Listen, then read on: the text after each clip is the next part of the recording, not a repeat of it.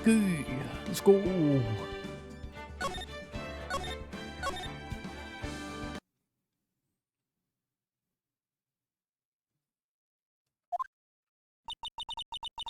I'm so sorry, Mr. Wright.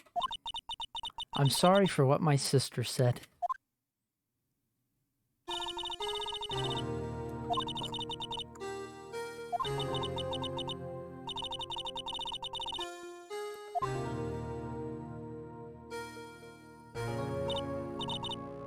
I didn't know. I never knew that the SL9 incident was just another name for the Joe Dark killings. Sounds like everyone's heard about these killings but me. Lana wanted Dark convicted so badly. That's why she used me. That's why she used what happened to me. What do you mean, what happened to you? It's all there in the file. Joe Dark's last victim was prosecutor Neil Marshall. When he murdered Officer Marshall's brother, he left behind an incriminating piece of evidence. But what did you have to do with those killings, Emma? On the night prosecutor Neil Marshall was murdered, Joe Dark tried to kill me.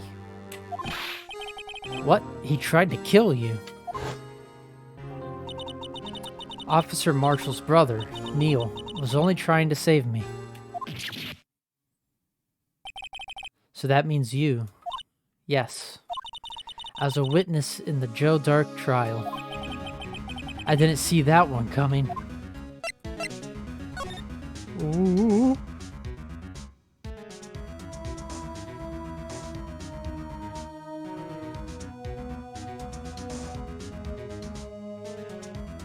Hold on.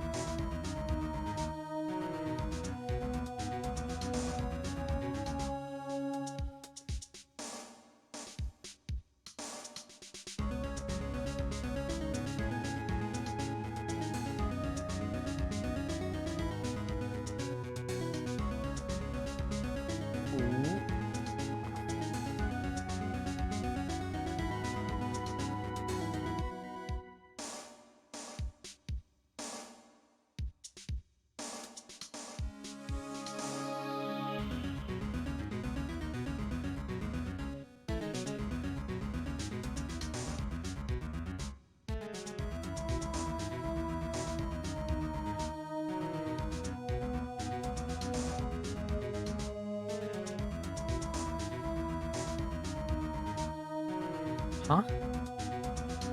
Okay. It happened 2 years ago. It was right about this time of year, too. There was a terrible thunderstorm that day, unusual for the season. I was alone in my sister's office. We were planning to eat dinner together once she finished her work. Then suddenly, this terrifying man came bursting into the office. Joe Dark. It seemed like he was running from someone. He pulled out a knife and screamed at me. Why did he have a knife? I didn't know what was going on. Just then, Prosecutor Marshall showed up. Jake Marshall's brother. Joe Dark tried to take me hostage. But before he could, Mr. Marshall tackled him. Then, what happened? I'll never forget it. Lightning struck, and the lights went out, suddenly. A bolt of lightning flashed outside the window, lighting up the office for an instant. What I saw then burned a permanent picture in my mind. I can still see it now. A permanent picture? What did you see in the instant that crime occurred? Dark knocked down Mr. Marshall and raised his knife. Neil Marshall was stabbed right in front of this poor girl. I don't remember what happened after that. Apparently I passed out. When I came to, Lana was cradling me in her arms. Poor Emma. You've been through so much.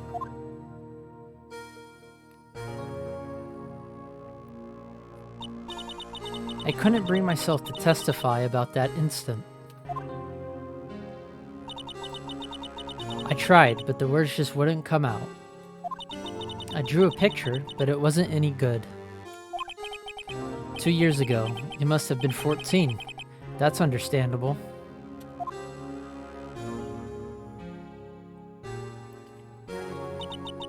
Once it was all over, I made up my mind. I decided that when I grew up, I'd become a scientific investigator. I want to be able to fight crime with my testimonies and find the evidence to make an airtight case. That way, Lana would never have to forge any. I see. I think I'm finally starting to understand what makes Emma tick. But there's still something that bothers me about that crime. I don't remember the moment when Dark stabbed Mr. Marshall. So you weren't able to testify about that?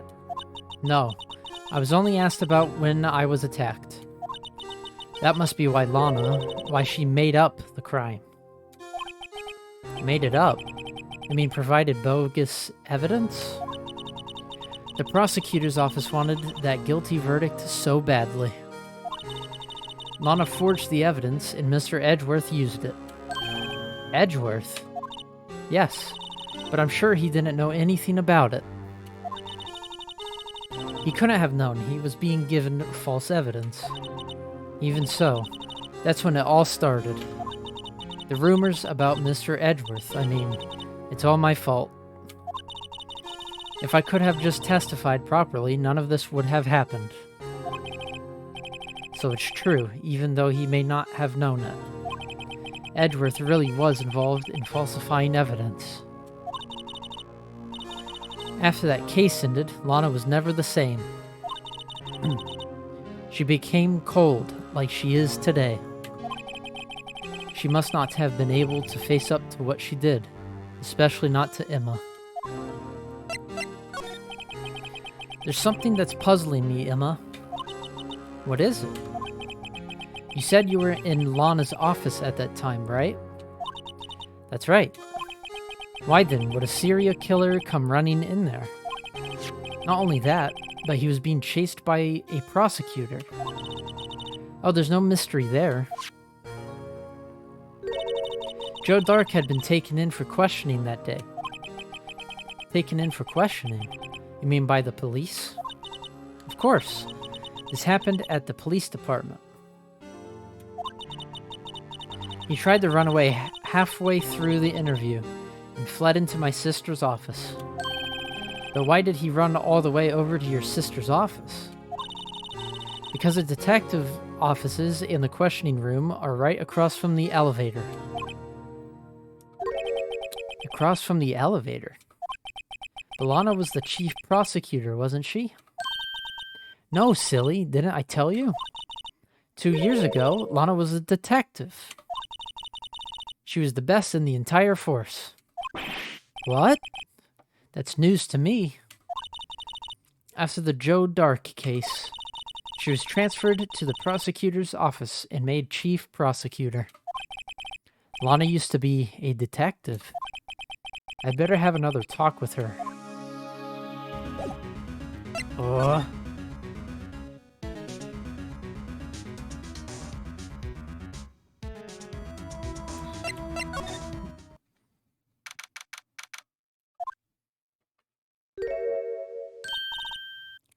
Lana. Mr. Wright, it seems I keep causing you trouble. Falsifying evidence. I didn't think you were the type. Criminals don't mind playing foul, why should we? But Lana, if you're wrong, an innocent person might be found guilty. Believe me, I understand the risks. Lana. Emma told me about you. Oh? About how you were a detective 2 years ago. And how the SL9 incident was the reason for your transfer to the prosecutor's office. That's right. Could you fill me in on the details, especially about that unusual change of jobs? I suppose you have a right to know, Mr. Wright.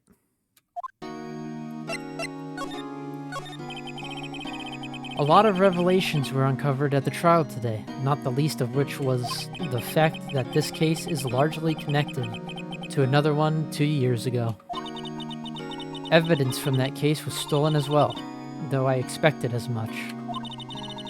I know how obsessive Officer Marshall can be. That trial, it really wasn't fair, was it? I believe in you, Lana.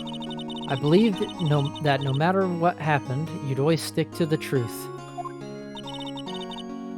It couldn't be helped, Emma.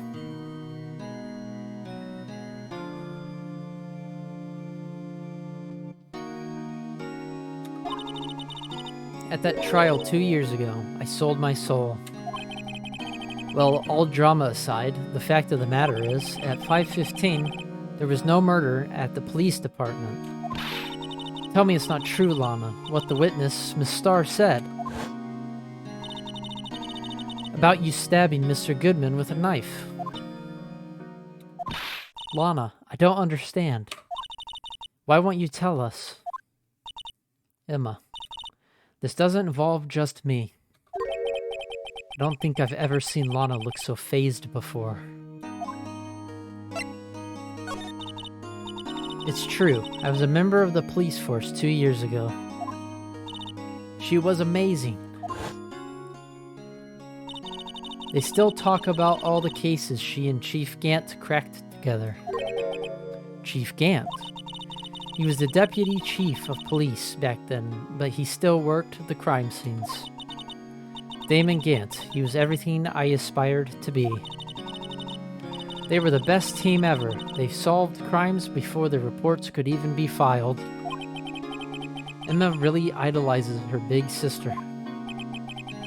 But now you're chief prosecutor. What happened? I always planned on becoming a prosecutor. The reason I became a detective was to gain experience investigating crime scenes, so you could use that experience in court, right?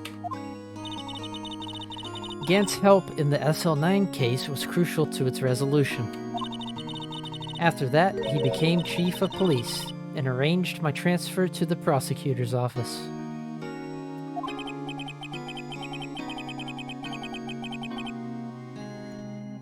Maybe I should ask more about this investigation of theirs 2 years ago. 2 years ago, I was second in command of the detectives investigating Dark.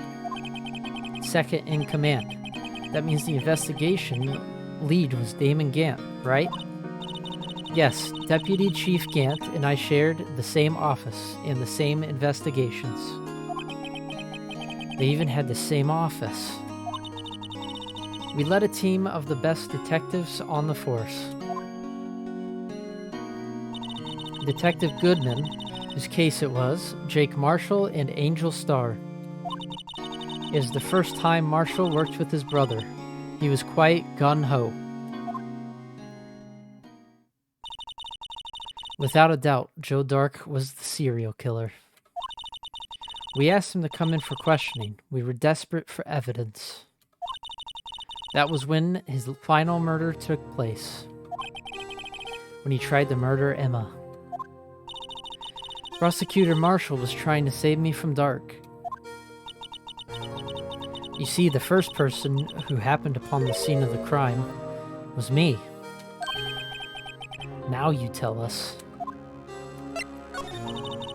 Damon Gant and Neil Marshall were the ones questioning Dark that day. The investigation was in its final stages, and Dark must have suddenly panicked. So he waited until Gant and Marshall let their guards down, then fled the room. From there, he ran straight to the office shared by Deputy Chief Gant and myself. That's where he found me. So you were the first person to run to the scene, Lana. It appears so. I was filing some papers while Gant and Marshall were questioning Dark. When I returned to my office, I saw 3 bodies on the floor and smelled blood. 3 bodies. Prosecutor Marshall, the victim, Emma, who had passed out, and the suspect, Joe Dark. During the struggle, it seems Mr. Marshall struck a final blow before he died. Joe Dark had incurred a minor concussion and lay unconscious. What did you do? To be honest, I panicked. I picked up Emma, carried her out of the room, and just held her. I can't blame her, after all her sister must have gone through.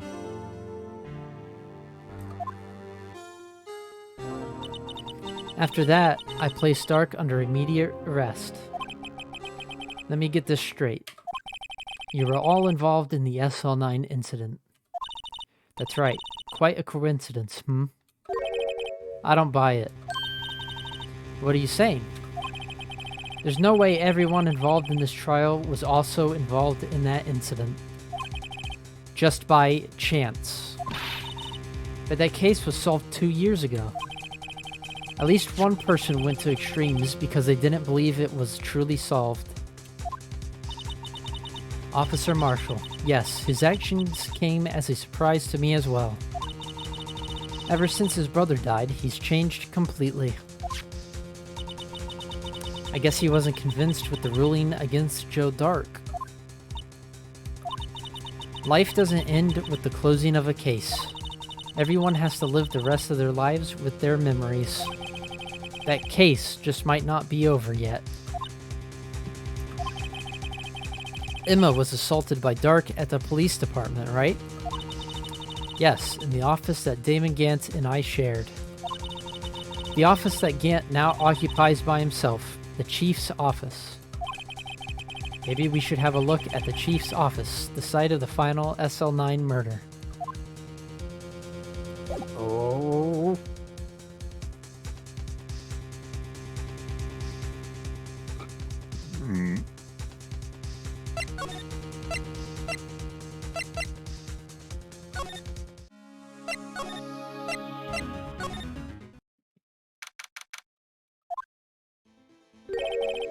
Howdy, Bambina. Oh, Mr. Marshall. I never thought things turned out this way when I woke up this morning. You never know where life will lead you, eh, Bambina? I should have known my luck had run out when old Billy dried up this morning. Billy? Must be his pet cactus. Say, where are you headed? Just over to the prosecutor's office for a little interrogation. It's a voluntary appearance, but we all know I won't be coming back. Sorry, but you can't go in the evidence room today, partner. But Mr. Marshall, why did you do it? Why do you prospectors head west? If ever there was a case I needed to know the truth about, it was that one. Before you turn yourself in, Mr. Marshall, would you mind telling us exactly what happened?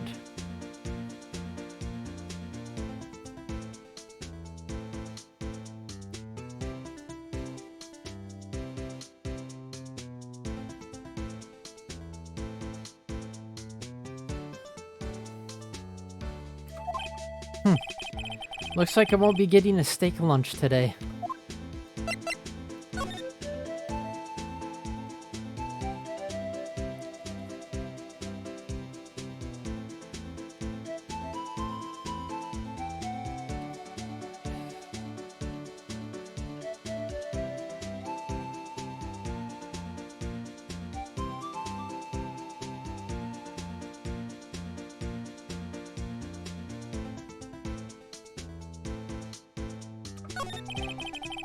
Something was fishy about that trial from the beginning. It wasn't just me either. All the detectives thought so. What do you mean, fishy? Some of the facts reported were inconsistent with the evidence we found. For example, the murder weapon. The murder weapon? You mean that switchblade knife with the broken tip? That was Joe Darks, alright. But in the initial autopsy report, a question was raised. A question? The blade of the knife was not a perfect match with the wound the victim sustained. What does that mean? It means there's a good chance that knife was not the murder weapon. However, in the report that was finally submitted, that possibility had been erased. Could the facts have been concealed with forged evidence? The case left behind scars on all of us. The scars that the SL9 incident left behind. I got the looks, but he got the brains. He was one of the best prosecutors around. I had just made detective when it went down. It was our first case together. How old was he, your brother? He was 27 at the time. He was awarded the highest honor that very day. The highest honor? You mean the King of Prosecutors? I knew it. What are you looking at me like that for? That's an honor for a prosecutor. Mr. Marshall must have really been close with his brother.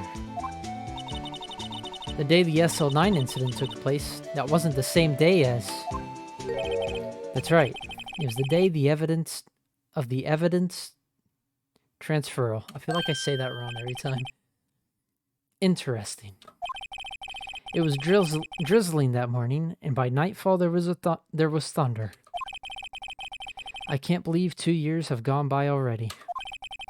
I tried to steal the evidence so the case wouldn't die. Apparently someone tried to stop you. Detective Goodman was murdered, and the evidence locker was empty.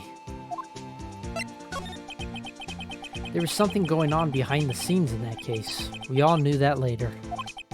Every detective involved in that investigation, save one, was taken care of. Miss Starr was fired, and I was demoted and boxed away in a tiny room. What about Detective Goodman? If they did something to him, too, the commissioners would get suspicious. No, they were careful enough not to be too obvious. They? Who are you talking about? Don't get upset, Bambino. I mean Damon Gant and Lana Skye. The investigation lead, Damon Gant, and his second-in-command, Lana Skye. There wasn't a person on the force who hadn't heard of that duo. That case was the biggest step in both of their careers.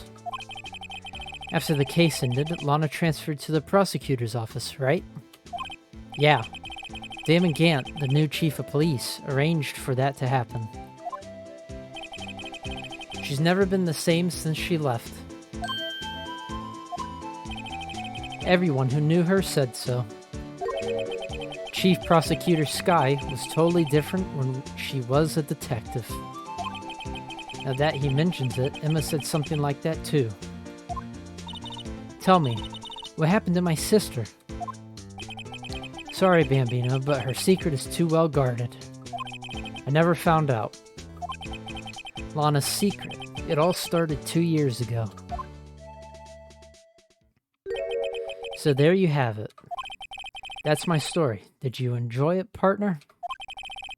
It was certainly enlightening. There's one thing for sure I found out in court today. That boy Edgeworth isn't my enemy. He was the one who used falsified evidence to get a guilty verdict. But someone else was the one who gave him that evidence and planned everything. That someone is Damon Gant. Don't believe me? Well, I don't blame you. I won't even be a patrolman after today. Too bad I won't be around to work with you when you become a real scientific investigator. Adios, Bambina. Peepo Sag. He's gone.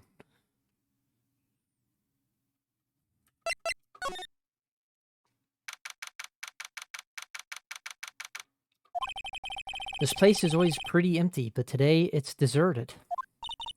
That must mean everyone's busy solving crimes. Oh, if you're looking for the others, they're all in the conference room. Thanks. Wow, he actually talked to us. With the chief prosecutor saying what she did, and the decision about what to do about Mr. Edworth, not to mention our statement to the media in tomorrow's trial. There's more chaos going on than Thanksgiving and Christmas put together. I think festive is the word usually used for those. Sir, we'd like to have a look around Chief Gant's office. Just use the connecting hallway to the other building and take the elevator to the top floor.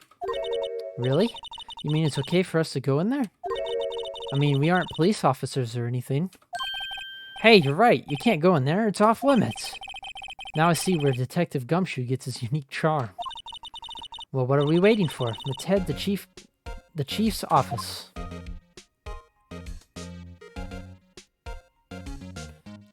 Let me have a drink of water.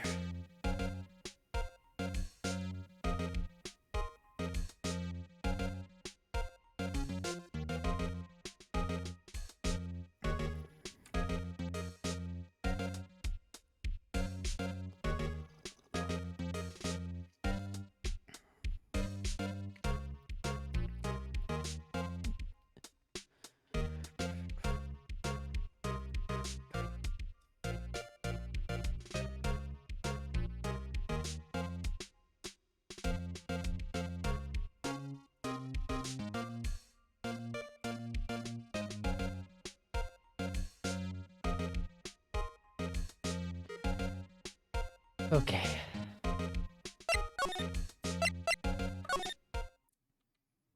Whoa, it's an organ.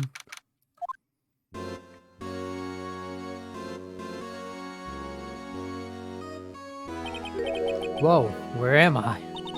In the chief's office, silly. At least that's what it said on the door. Check out that pipe organ. That's real, isn't it? Hey, I used to take organ lessons in kindergarten. They used to call me Little Miss Bach. I thought I was a genius until they tried teaching me notes.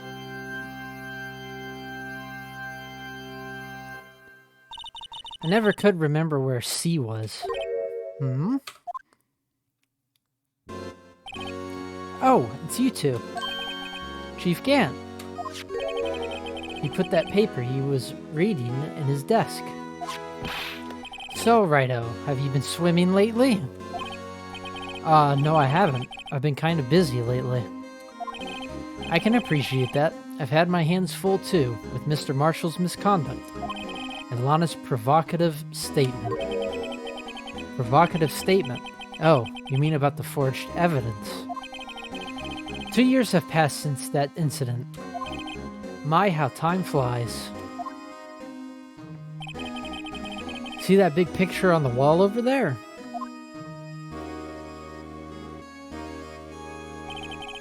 That's a picture of Lana, Neil, and me.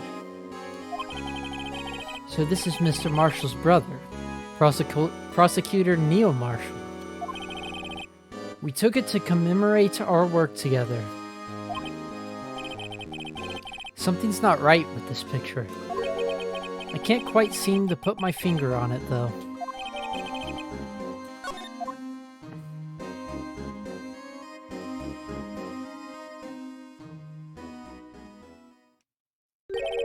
Anyway, I'd like to reminisce? Oh my god, I just can't talk today. Reminisce all day. But there are matters that need my attention. I'm going to lock up here, so let's go out together. Oh. But this office, it was a crime scene 2 years ago, wasn't it? That case has long since been over. There's no need to investigate it anymore.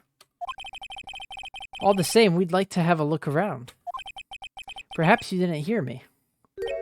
I said there's no need to investigate it anymore. Now hurry up and get out. I have a meeting to attend.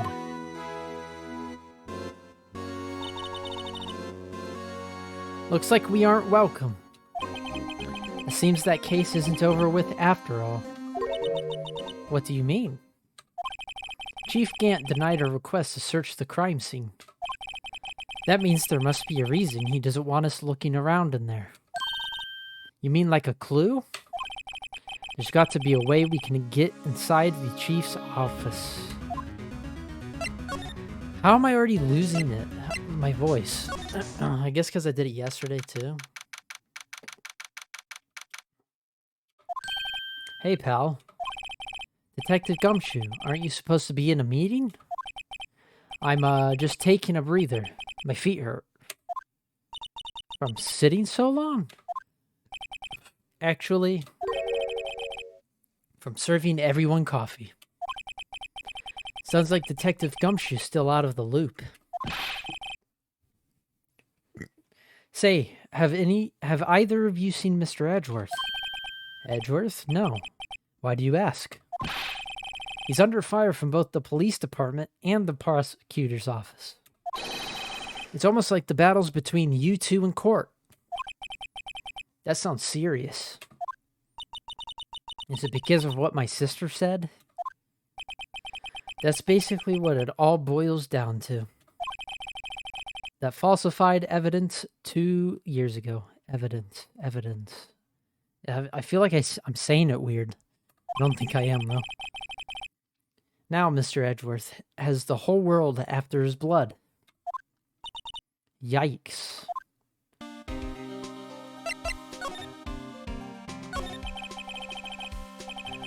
But why would Edgeworth be blamed? It's not like he knew the evidence was forged. Lana Skye is the guilty party here, isn't she? Regardless, a prosecutor is responsible for the evidence they present in court. Not only that, but as you know, there have been a lot of rumors going around about Mr. Edgeworth. His amazing talent as a prosecutor keep him safe from those who don't like him. I'm not gonna get to watch the finale live. Oh well, nighty-night. No, right. It's okay. Night-night. Thanks for stopping by. But now with this, are there really so many people who hate him?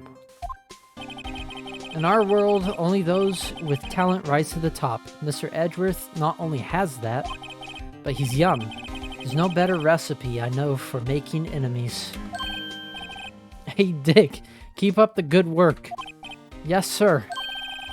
Let's go out for lunch again sometime. My treat. Yes, sir. You gotta take me back to that joint sometime, okay? Yes, sir. It seems you don't have any problems with enemies. Yeah, well, I'm careful not to stick out. What the F, man? You took too long. I've got a stream. Anyway, I'm a bit worried about him. Under all this pressure, I'm afraid Mr. Edgeworth just might crack. No! No, Bleach. No. No, I'm kidding.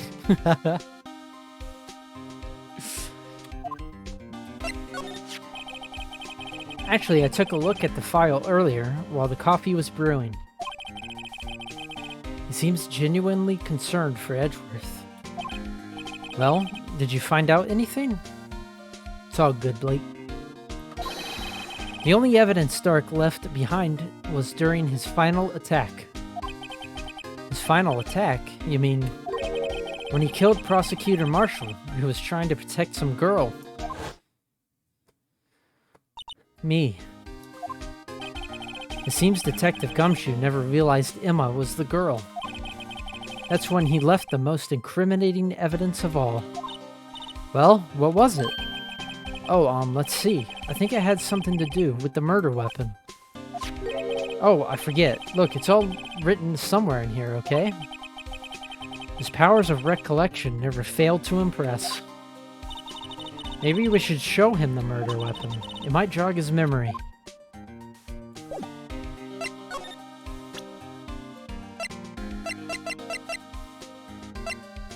Why is it lagging?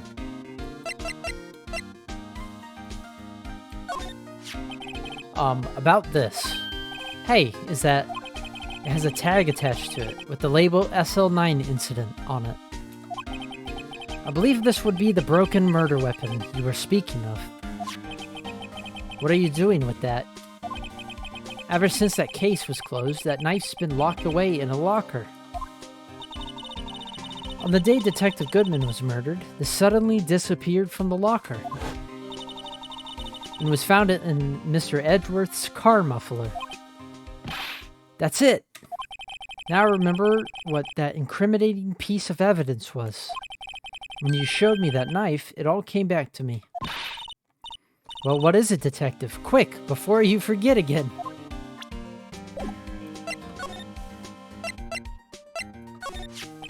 This knife, it was Joe Dark's, wasn't it? That's right. We traced it back to the store he bought it at. Plus, it had his fingerprints on it too. But no one actually witnessed him using it to murder anyone, right? That's where his luck ran out. When you take a good look at the knife, you'll see it's broken. You don't have to take a good look to notice that. Yeah, well, anyway. Take a guess where the broken off tip of the knife was found. That's what did him in. Where was it? The victim, Neil Marshall, was carrying it inside his own body. It was found deep inside the stab wound that it matched Dark's knife. You bet, down to the last fiber. That's pretty conclusive.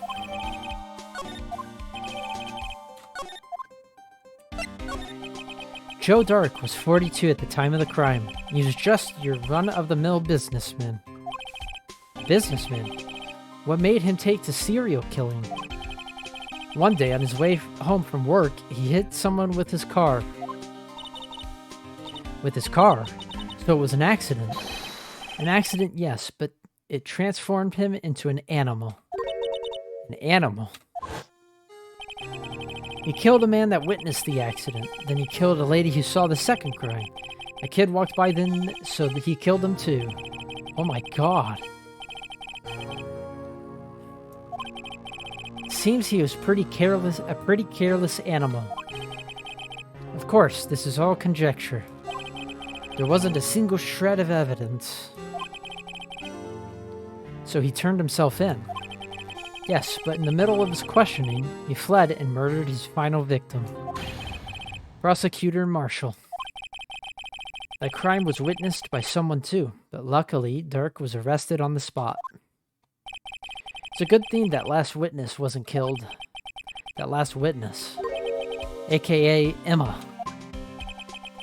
Well, there you have it in a nutshell. That's all I know. Can I ask you one more thing? What is it? If it's money you need, you should ask Chief again. It's not money, but it does concern the Chief. His office is a crime scene, right? It's where Prosecutor Neil Marshall was murdered. The Chief's out now, and his office is locked. But we'd like to have a look around, if that's okay.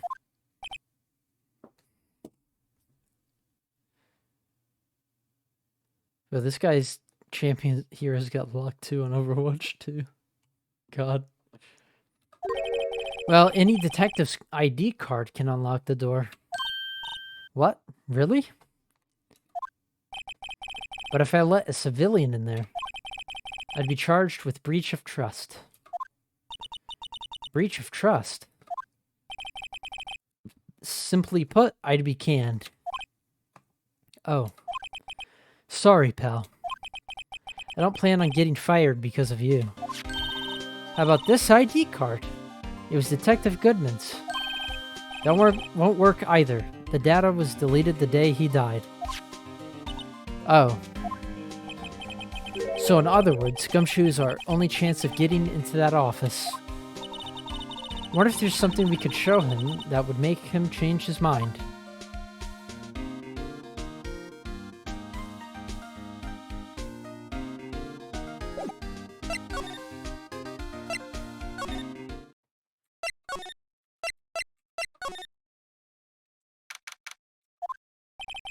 No one's here today, not even Miss Star. Everyone's probably busy looking into what exactly went down in the evidence room. That must be where the detectives are. But we proved in court today that on the day of the crime, no one was murdered in the evidence room at 5:15 p.m. Yeah, I thought we were finally making some headway in our case. But instead, it looks like we just ended up making Lana look even more guilty. Hang in there, Lana. I've got to find all the answers by tomorrow.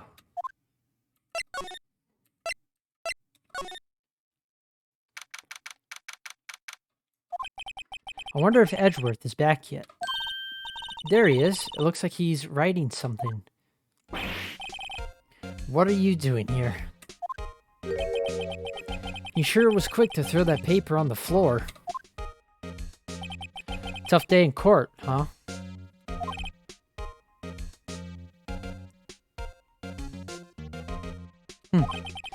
I've had to live the past 2 years with rumors flying around. What's another allegation to me?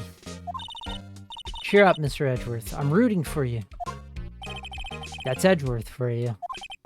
Always trying to hide his real feelings. So what do you want? Unlike some people, I don't have all day. There's no excuse for what I've done. 2 years ago, I used false evidence to obtain a guilty verdict. That's what it all breaks down to, and nothing I do can erase that fact. But you didn't know, did you? I mean, that evidence was falsified. The police department and the prosecutor's office share a bond of trust. If that bond is broken, we stand to lose everything. The police department's error is my error, my responsibility as a prosecutor in charge. That fact remains the same no matter what excuses I might have. Mr. Edgeworth. I take pride in my work. So tell me why.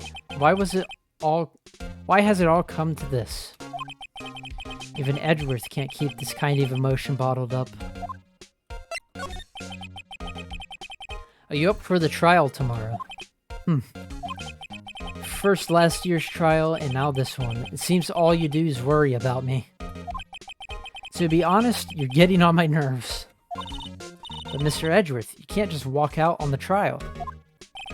Tomorrow's the last day. It's too late to change prosecutors. I'll bet that's what my superiors are banking on. Never thought that case would come back to haunt me like this. What do you mean? The list of evidence. It seems too short. Most lists are twice as long. It's only half as long as most lists? That's odd. After Neil Marshall was murdered, I became prosecutor for that case. I may not have been part of the investigation, but I knew what I had to do.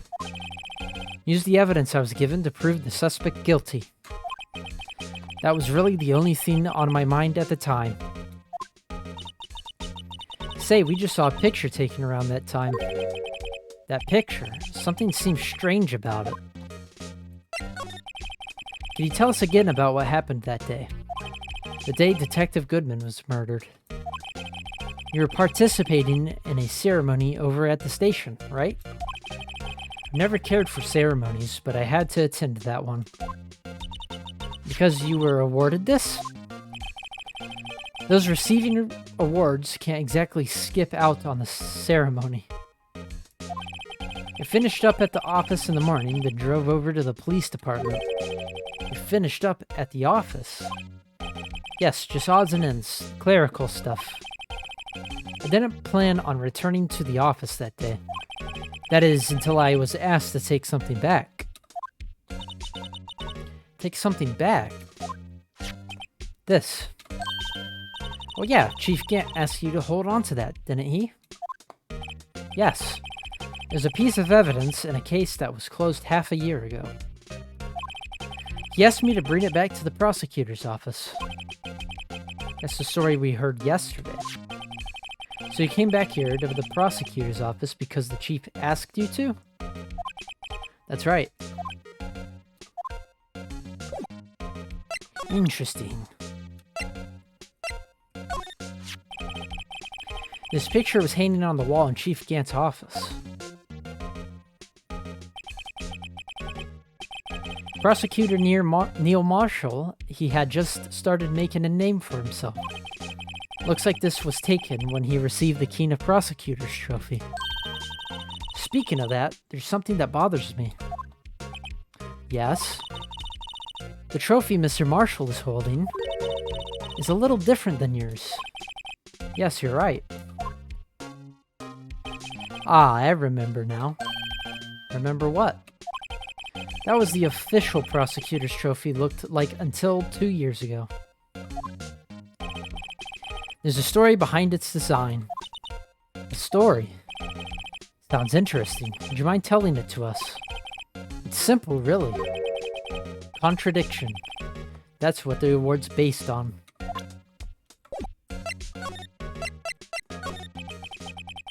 This award originates from the ancient Chinese tale. An ancient Chinese tale. In Chinese, the word contradiction is written with 2 characters. The first means halberd, and the second means shield. Have you heard this story? Me? Oh, sure. Everyone knows that. Why don't you tell it, though? For Emma's sake. Very well.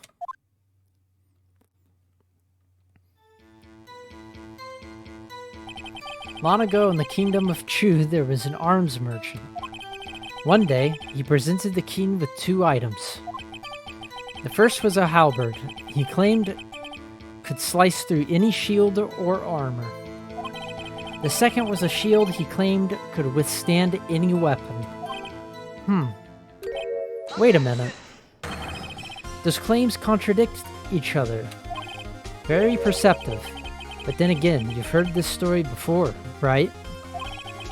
Anyway, as you mentioned, the very descriptions of these items discredit them both. When the king pointed this out, the merchant was left speechless. And thus, the Chinese word for contradiction was born. Oh, I see. So the chipped shield and the broken knife symbolize... Precisely so. They symbolize the merchant's items. The ancient tale ends with the merchant at a loss for words. But it's in our nature to pursue matters to their conclusion, even if it results in something as ugly as this. Wow, thanks, Mr. Edgeworth. I learned something new today. That's funny. If that's so, then why were you only given a shield? You'll have to ask Chief Gant. 2 years ago, he had the halberd part of the award abolished. Chief Gant.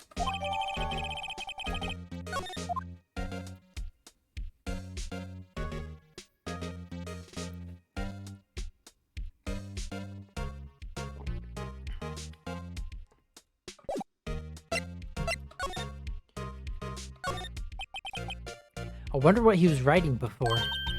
Come on, Mr. Wright. Let's take a look. Are you crazy? Edgeworth is sitting right there. Just distract him. I'll check it out. Hey, Edgeworth. Is that Detective Gumshoe out the window there? Oh no, he's falling to the ground. Hold on. First, let me see what this girl's doing crawling around my feet. He didn't even look. What? Letter of... If you're having trouble reading, I'll read it for you. It says letter of resignation. Resignation? Edgeworth, you don't mean... I'm tired, right? I feel as if something inside me has died. But Mr. Edgeworth, none of it is your fault. I know the path I've walked. You don't need to tell me. And the path I've walked hasn't been a just one. I can't forgive myself for what I've done. And no one else should forgive me either. Uh-oh. I think he's serious. Mr. Wright, please, you have to do something. This letter of resignation, I wonder if I can use it for anything.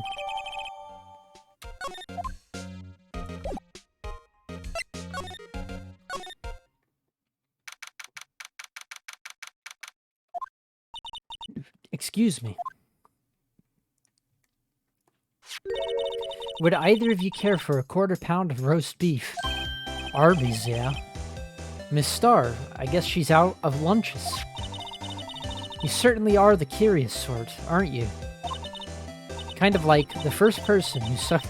Okay, I'm not saying that. To discover milk. Still, I never thought you'd go digging up that case from 2 years ago. Everyone in this trial was involved in the SL9 incident. Not only that, but the murder occurred on the very day the evidence from the case was due for transferal. This can't be all attributed to mere coincidence. Aren't you forgetting something? Yes, I am.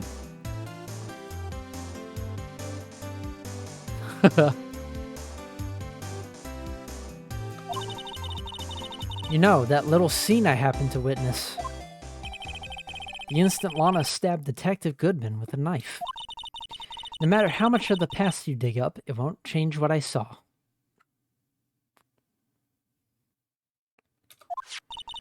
Roast beef is meant to be savored when eaten. Miss Starr's hatred toward Lana. It all dates back to 2 years ago.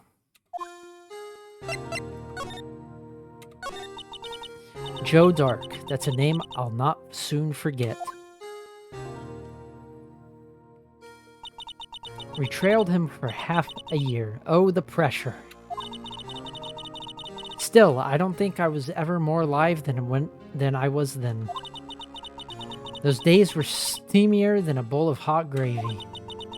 Poor old Jake Marshall, though. Must have been going through hell. I mean, because of his brother's death. They were close, those two. After Neil died, something took over Jake. He became obsessed. Seeing Jake like that made her all the more depressed. Her? Lana Skye. My sister. The best of the best were put on that SL9 case. Of course, they were led by that legendary duo. Lana and Chief Gant. Voice, please. Damon Gant and Lana Skye. Gant led the investigation, with Lana second in command. They were the best. They solved all kinds of cases together, didn't they? Damon Gant's magnetism in particular was almost unreal. His magnetism. By that I mean his ability to attract evidence. He'd produced the most incredible evidence in the cases he handled. Incredible evidence? You mean... Oh yes, there were rumors about him even back then. No one dared confront him, though. I take it she's talking about forged evidence. Back then, everyone looked up to Lana. All the detectives wanted to be like her. Really? Oh yes, myself included. I was a fool, really. She hated anything crooked and always watched out for the other detectives. That's why she was so concerned for Jake. Mr. Marshall. When Jake's brother was murdered, she felt as if she had lost her own brother. If it wasn't for her, I don't think Jake would ever have recovered from his shock. That's what makes it all the more infuriating. Got it. Miss Starr. That's why. I'll never be able to forgive her. Why did she have to turn so cold after that?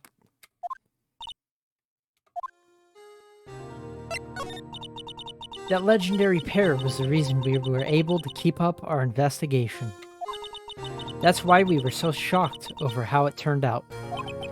You mean with the forging of the evidence? Don't get me wrong, Joe Dark got what he deserved.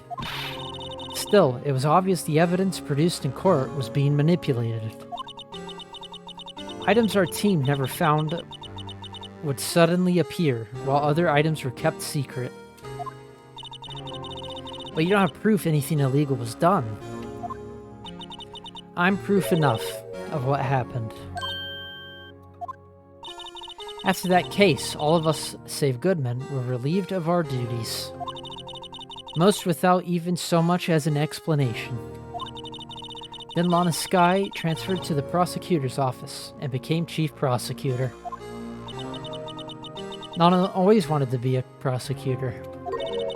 Nothing's quite as simple as it appears. Huh? Lana Skye was merely being used as a pawn. That's my take on the matter. She was being used. Lana transferred to the prosecutor's office 2 years ago, didn't she? Yes, thanks to Chief Gant's powerful influence. Chief? That's right.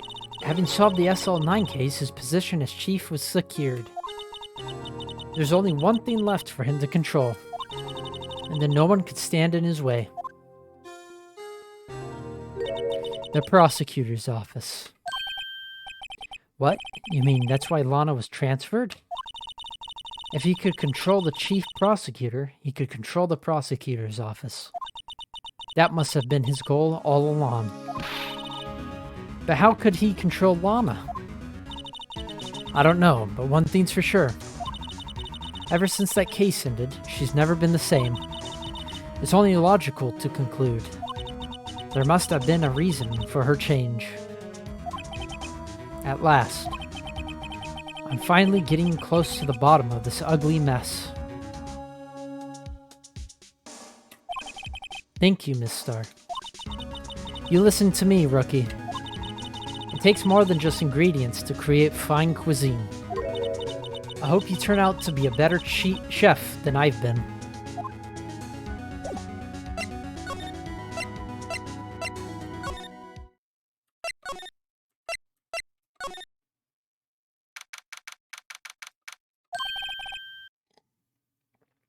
Oh, you're back. You're still here? I gotta make 150 copies of these files. Brewing up coffee, copying files. I'm turning into a regular DJ. You're a DJ as well? If I'm not mistaken, I think he means desk jockey. Oh, that DJ. I gotta admire persistency, but my answer's still no. I'm not letting you in the chief's office, period. And be my neck on the line. The office is the last crime scene in the SL9 incident. I have to take a look in there. There's got to be something we can do to make the detective change his mind.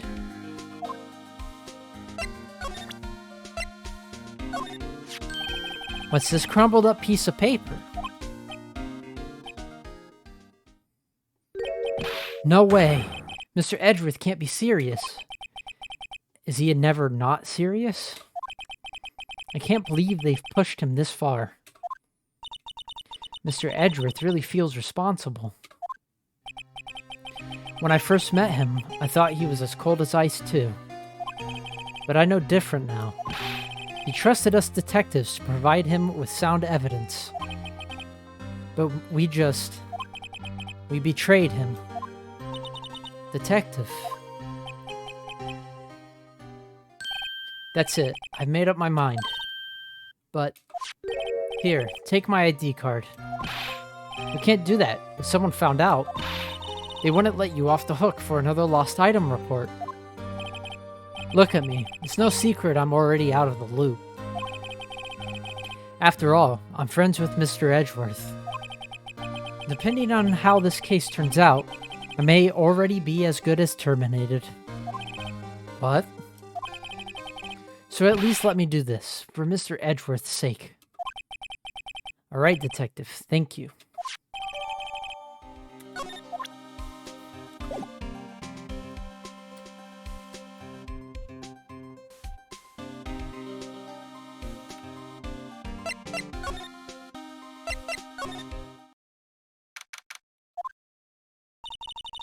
Here goes, Mr. Wright.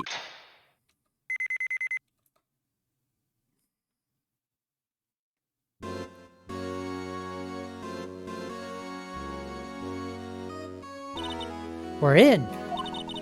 If anyone finds us now, Detective Gumshoe's a goner. that happens, I'm counting on you to bail me out. Eek! Gah!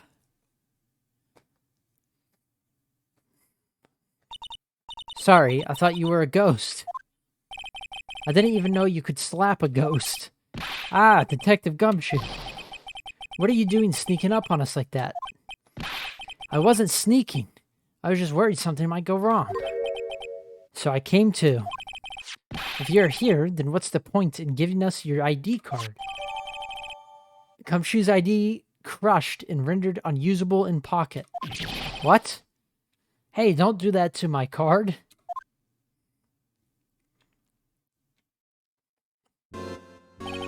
I hardly ever get a chance to come in here, so I figured I'd have a look around myself. Besides, we're all in this together now. You really do want to get fired. You really do want to get fired, don't you? Not if we're lucky. Now come on, let's see what we can find out. I've got a bad feeling about this. That desk on the other side of the room, was that your sister's? Yes, that's where I was waiting for Lana. On that day 2 years ago. Is anyone using it now? No, sir. This is entirely Chief Gant's office now. He practices a strict policy of preserving the crime scene. That's a strange reason to leave it there. He leaves it as a warning to everyone else. He wants us to always be alert. He told us so himself at our New Year's party. Of course, he was pretty intoxicated at the time. I see. So ever since Lana left, no one ever touches that desk?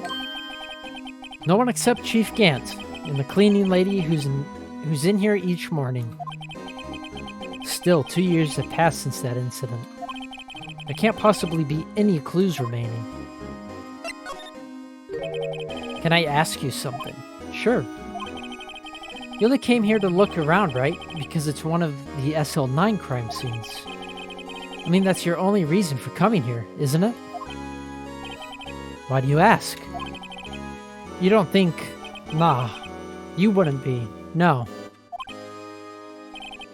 No, there's no way. Never mind. Don't worry about it. Okay. Now then, let's look around a bit more. Hey, hold on.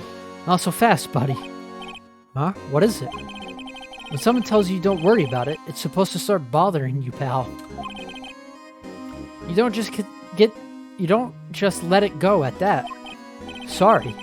This guy's starting to get on my nerves. Okay, so what's bothering you? You two don't think Chief Gant might be a suspect, do you? What? He's right, Mr. Wright. What do we think of him? Chief Gant. So it's finally come to this. What do I think of him? Perhaps it's best if I don't divulge my feelings. Yet. There you go, ignoring me again. Poor Gumshoe. This is a safe, isn't it? Safe. That word is ripe with intrigue. Okay. If you say so. It looks like a code needs to be entered in this panel to open it. I got this, Hacker Man. 7-digit number. I think I just might know what it is. Do you know what it is? I have a hunch. Oh, I know. You want to try my birth date. It's... I have a better idea. Here goes nothing.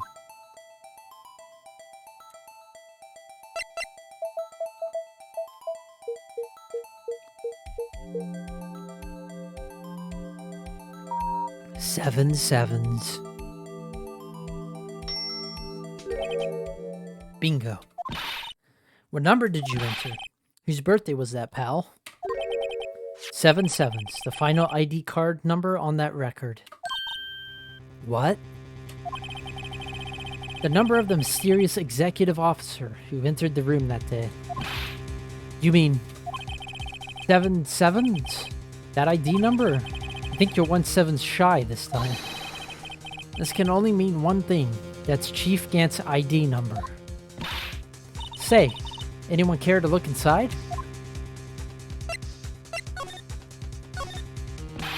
Is there any money in there? How much does he have stashed away? Look, it's a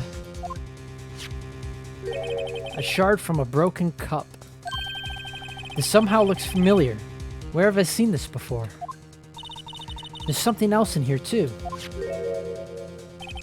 What's this? It looks like a piece of leather cloth. This is a handprint, isn't it? Hey, I saw someone wearing a shirt like that once. You think the chief made up the design? I don't think so. Oh, well, it was just a thought. Is that it? This is all that was in the safe. Apparently so. It's empty now. A piece of cloth with a handprint on it, and a broken shard from a cup. They look like pieces of evidence. Yeah, but unless you can prove they have something to do with this case, I'm afraid I can't just let you take them. After all, it's my neck on the line here. Great, now I have to prove the relevancy to get them.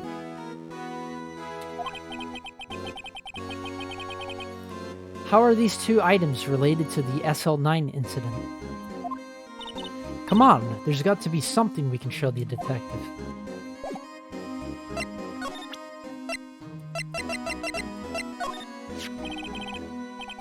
Detective Gumshoe, could you have another look at this jar? I remember when the three of us put it back together. Ah, those were the days. It's kind of early to be nostalgic. Wasn't this a jar of evidence from that case? That's right. One of the shards had an SL9 incident sticker on it. Doesn't this ring any bells? You know, that fragment we just found. You mean this one? That was in the safe? Yes, that one. That was in the safe. Now that you mention it, it's ringing a lot of bells. Let's see if it fits. Here, let me see that shard. I'll take a crack at this. Go ahead, pal. Show us what a rookie can do. Mr. Wright, here's some glue. If I can piece this together again, I'll prove Chief Gant was knowingly hiding evidence. Here goes.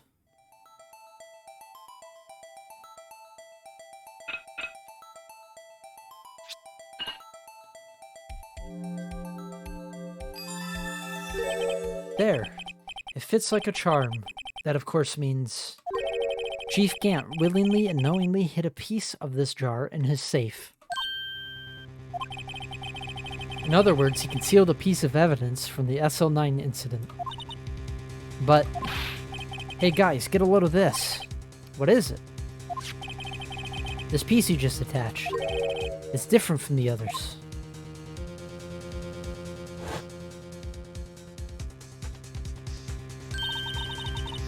There's a reddish line on it. A reddish line. That blood. I don't get it. Why would Chief Gant hide this in his safe?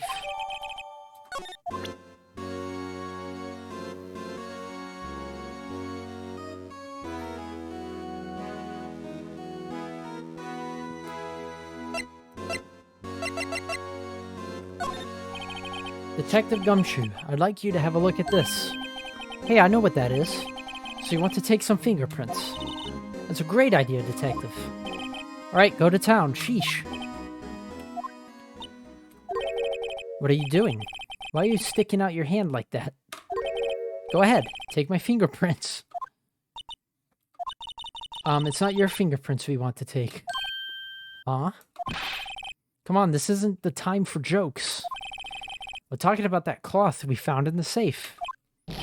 Oh, I knew that. The one with the handprint on it, right? Sheesh, where's your sense of humor? Okay, Mr. Wright, let's check for prints. Sprinkle the powder on the cloth.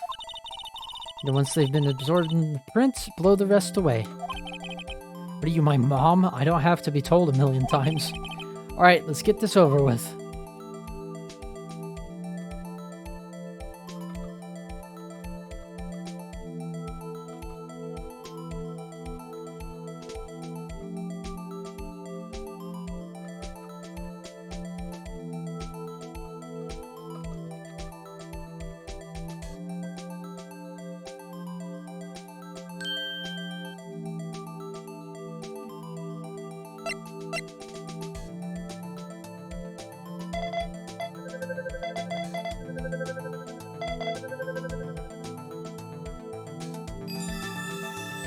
Uh-oh.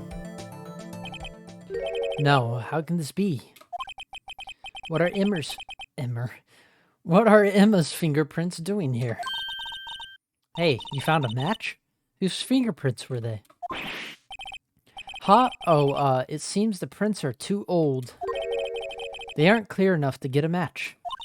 Oh, that's too bad. I thought they'd be Dark's prints. Psst, hey you, over here. What's going on here? What are that kid's prints doing inside the chief's safe? Don't ask me. Let's just keep this information from Emma for now. Here, maybe you should hold on to this.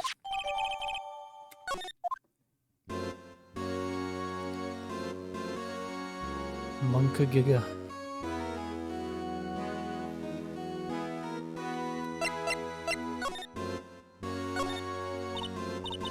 Wow, look at the size of Chief Gant's desk. Speaking of that, when we were here earlier... Oh, it's you two. Chief Gant. He put that paper he's reading in his desk. I wonder what he was reading. This looks like a list of evidence. A list of evidence. In most cases, the list runs twice as long as this, though. Hey, look at the case name. Huh? SL9 incident. I wonder what this is doing here. Hold on, detective. What did you just say? I said I wonder what... No, about evidence lists. Normally they're twice as long. That's right. I guess there wasn't a lot of evidence. Half-sized list of evidence. The list of evidence, it seems too short. Most lists run twice as long. What would the other half of the list be doing here? I knew it. The chief must be hiding something about that case. It would appear so. Well, was I any help? Of course. Thanks to your ID card, we were able to get some hard evidence. Now that's not very kind, is it? In other words, if it wasn't for his ID card, he would have been useless. Isn't that right? You in the coat? Eek! Chief Gant! We didn't think you'd be back so soon. Fortunately, I'm a man who believes in signs. As I was walking to my meeting, I happened to look out a window and saw a stray dog running right into a pole. Just then, I thought of a certain detective. Do you mean me, sir? Now then, I'm afraid I'm going to have to ask you all to leave. Yes, sir. Sorry. Oh, you in the coat. Me, sir? Drop off your ID on the way out. You won't be needing it anymore. Yes, sir. Now get out. Yes, sir. We'll be on our way too, then. Wait, you're the one without the spiky hair. Don't go yet. Me, sir? I'd like a word with you. But sir, I'm not a licensed scientific investigator yet. You with the spiky hair, you're free to go. Mr. Wright! No, I'd never leave her alone. What? Look, pal, I've told you once, I've told you 1,000 times. The chief's office is off limits. But no, you just had to go sneaking in there like that, didn't you? I thought you said you didn't care anymore if you were fired. Yeah, but if I knew it'd be like this, I never would have said it. Now that I've seen the evidence Chief Gant was hiding in his office, I think I'm finally starting to get the picture. But why has she kept eerily silent about it all this time? Anyway, you listening to me? I'm gonna try to smooth things over with the chief again. Later, pal. After that, I heard from Emma. She said the police wanted to ask her some questions, so she'll be busy for the rest of the day. Sus. I see. So the chief asked Emma to come in for questioning. There's no use thinking about it. Tomorrow's the final day in court. I'm committed to doing everything I can to defend you, which is why I'm here. But I've already told you all I can. What you've told me over these past couple of days is absolutely nothing. Not a single useful thing. Really, I believe I did mention something quite important. Something I told you right at the beginning. I said that I was the one who stabbed Detective Goodman. You know, I think I've finally figured it out. I know who it is that's lurking behind your words.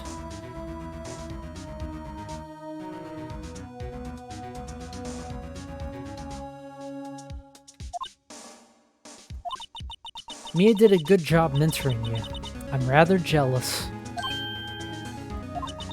It seems Edgeworth was right. Edgeworth? Once you're convinced you know something, no one can persuade you otherwise. Thick-headed is the term he used, I believe. Now's my chance to get her to tell me the rest of the story.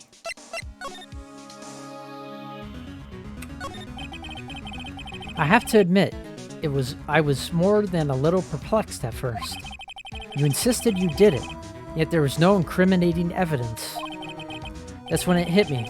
It's not that you're unwilling to tell the truth. It's that you're incapable of doing so, because of a certain individual. What an intriguing notion. A certain individual, you say. So you think I'm protecting this person? Protecting? No. I think afraid of is more like it. If I'm not mistaken, the person in question may have persuaded you to silence. For argument's sake, Mr. Wright, who may I ask is this person you're speaking of? The one I am supposedly so frightened of. What is this person's name? Bobiskai? Mr. Wright, you are addressing the chief prosecutor. Do not forget your place. I take it she's not ready to spill the beans. My apologies. Could you please tell me a bit more about what you think you know? We were partners until 2 years ago. I respect him as a detective. Assuming he is respectable, then tell me something. Why would he try to hide his crimes?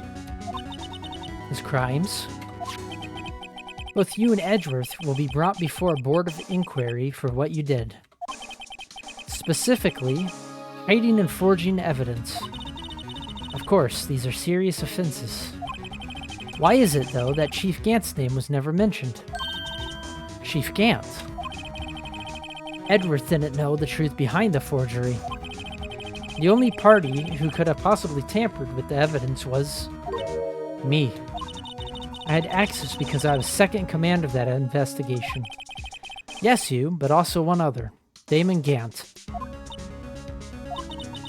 If you intend to accuse Chief Gant, you'll need more than just words. Show me proof that Chief Gant falsified evidence in that case. I just found this in a safe in the chief's office. This jar piece and this piece of cloth. Do you know what these are? They're pieces of evidence from the SL9 incident. The person concealing evidence was none other than Chief Gant himself. Now tell me, why are you taking all the blame for him? Touché, Mr. Wright. It's as you surmised. I cannot disobey the chief's orders. Even if it means being found guilty for murder. Why not? Come now, Mr. Wright. You can't possibly expect me to be able to tell you that. 3 days ago, I had no choice but to cooperate in the murder of Detective Goodman. Or perhaps I should say, follow orders. Yes, that's more accurate than cooperate. Although I can't tell you the details, I can say that I was given an order that day.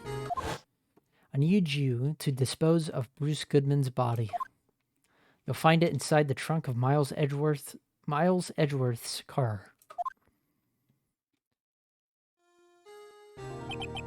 Just as I suspected. Despite what everyone believes, you were not the one who murdered Detective Goodman. Correct. I was trying to take the body out of Edgeworth's car.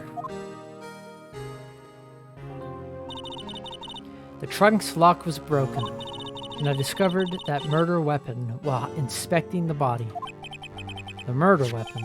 You mean Edgeworth's knife? No. When I found the body, this was the knife stuck in it. The knife from the SL9 incident. Serial killer Joe Dark's knife. I couldn't just leave that knife in him, so I took it out and stabbed him with another knife. That would be Edgeworth's knife. That's right. Even though he was already dead, my hands were shaking at the thought of stabbing him. That's why I ended up cutting my hand. That is the reason for the bandage on your right hand? Yes.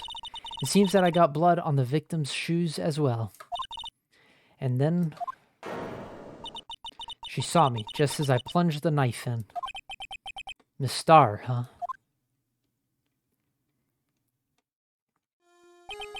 Why did you need to hide Dark's knife so badly?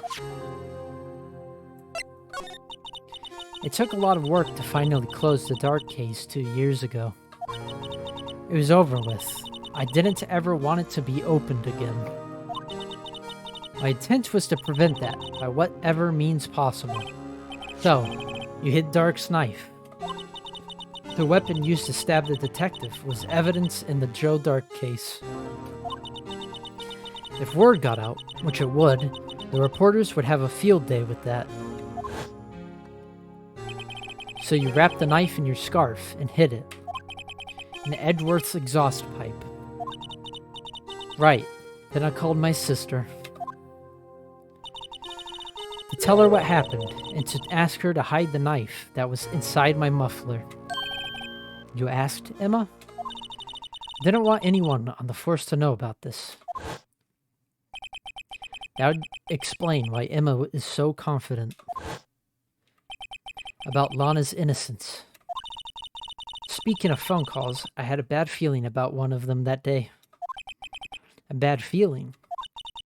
The truth is, after I received those orders from Chief Gant, the first thing I did was make a phone call. A phone call to Patrolman Jake Marshall. The Marshall? Why on earth would you call him? The lead investigator for the SL9 incident had been murdered. I wanted that fact to be kept hidden, and I needed help. He was the only other person I could trust. Or at least, I thought I could trust him at the time. However, it seems that after I spoke to him, he went off on an escapade of his own. Oh, you mean... Not wanting the case to die, he decided to take things into his own hands. He disguised himself as Detective Goodman and tried to steal the evidence. He had already stolen the ID card, but it seems he still hadn't made up his mind to break into the evidence room. After my phone call, any remaining doubts he had must have disappeared. So your phone call caused the incident to the evidence in the evidence room.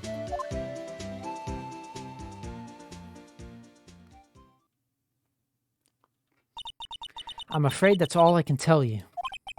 But Lana, you've earned my respect, Mr. Wright, both as a defense attorney and an investigator.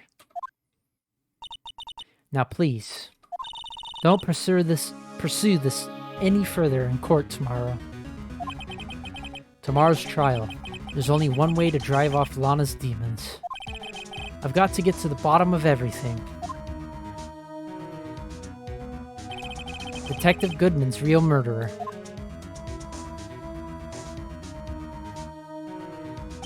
And what went down in the chief's office 2 years ago.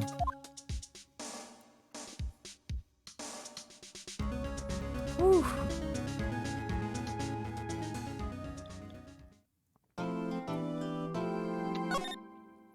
Alright, we're taking a break. I gotta take a break and use the bathroom, and I'll be back. Thanks for lurking and hanging out. I'll be back.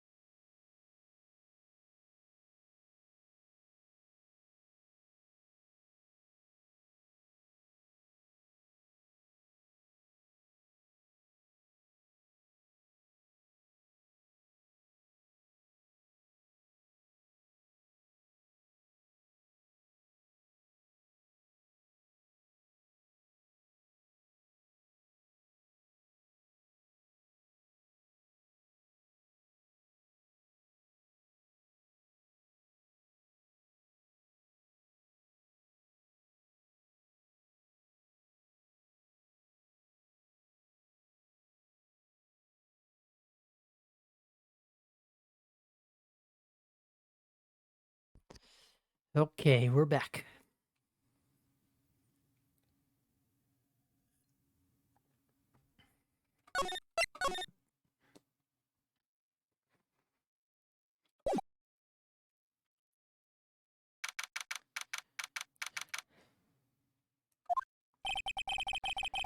This is the defendant lobby, alright? But there's no defendant.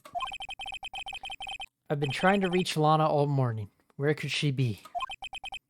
And where's Emma, for that matter? It almost seems as if something's been happening behind the scenes. Edgeworth. Knowing you, you've already figured it out. Who the owner of the 77 ID number is, that is. Well, I have a pretty strong hunch. Looks like I'm not the only one who's figured it out. You know, the only reason this trial didn't reach a verdict yesterday is because there was still room for doubt regarding this ID record. If that number does belong to whom you suspect, then no doubt will remain. After all, he hasn't been officially charged with anything. True. Not yet. In any event, once all doubt has been removed from that list, I can call for a ruling. 5 minutes, right? The Chief Prosecutor Skye will be found guilty. But she didn't do it. I figured you'd say as much. That's why I came here. To hear what you have to say. This is the first time he's ever done something like this. Lana's hiding something, and the only way we'll ever know the truth is to draw it out of her. The truth. Everything goes back to the SL9 incident. Don't be stupid. Today's the last trial of the trial. Last day of the trial.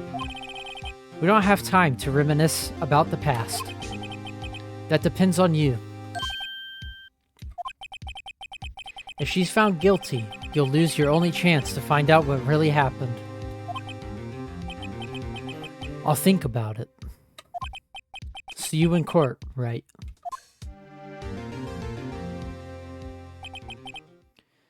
This is it. If I'm ever going to find out what Chief Gant has on her, it's now.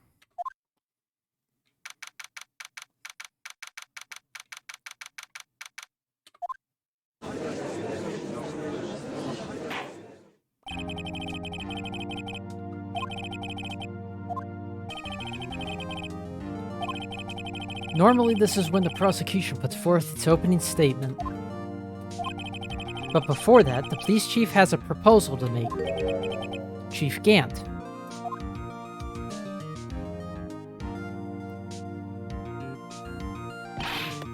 Morning, folks. How's everyone doing? Hey, Haji, been back to the pool yet? No, I've been drowning enough as it is in my work. Oh, that's a good one. Don't think I can top that.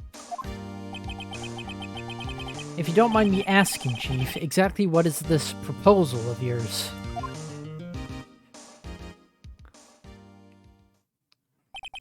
Lana, that is to say, the defendant, has asked me if she could speak directly to the court. She wants to do what? Having heard what she intends to say, I feel she should be granted her request. In the end, it should save everyone a lot of time and trouble.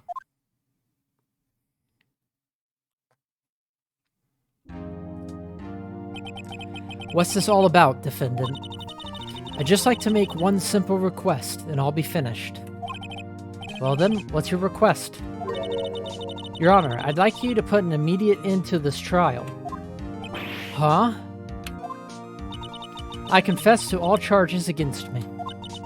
On February 21st of this year, I murdered Detective Bruce Goodman in the underground parking lot of the prosecutor's office. No, Lana.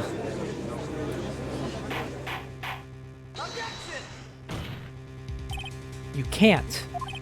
Your Honor, the defendant's claim does not change the defense's plea. In that case, Mr. Wright, I no longer require your services. But Lana, Your Honor, I hereby forfeit my right to an attorney. The prosecution may lack direct evidence against me, but it has sufficiently proven its case through testimony and circumstantial evidence. I'd like you to render your verdict now, if you please. Well, the defendant certainly has the right to self-representation. Her request is legally valid, although this is an unprecedented situation. Indeed, it appears there's no further need to continue this trial, even if Mr. Wright may feel otherwise. This can't be happening. It appears the time for the verdict has arrived. The court finds the defendant... Objection! One moment, Your Honor.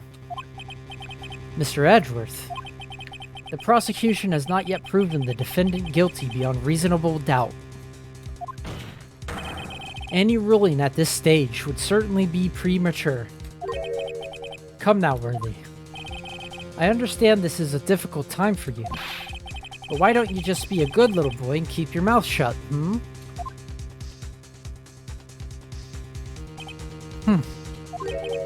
I don't think I care for your tone, Chief Gant. What? Creating another fabrication to cover your past mistakes. Sorry, but I'm no longer the naive little boy you would have me be. With the sudden confession from the defendant, it's obvious to me that some kind of deal was struck behind the scenes. Some kind of deal, Not everyone operates as you do, Worthy.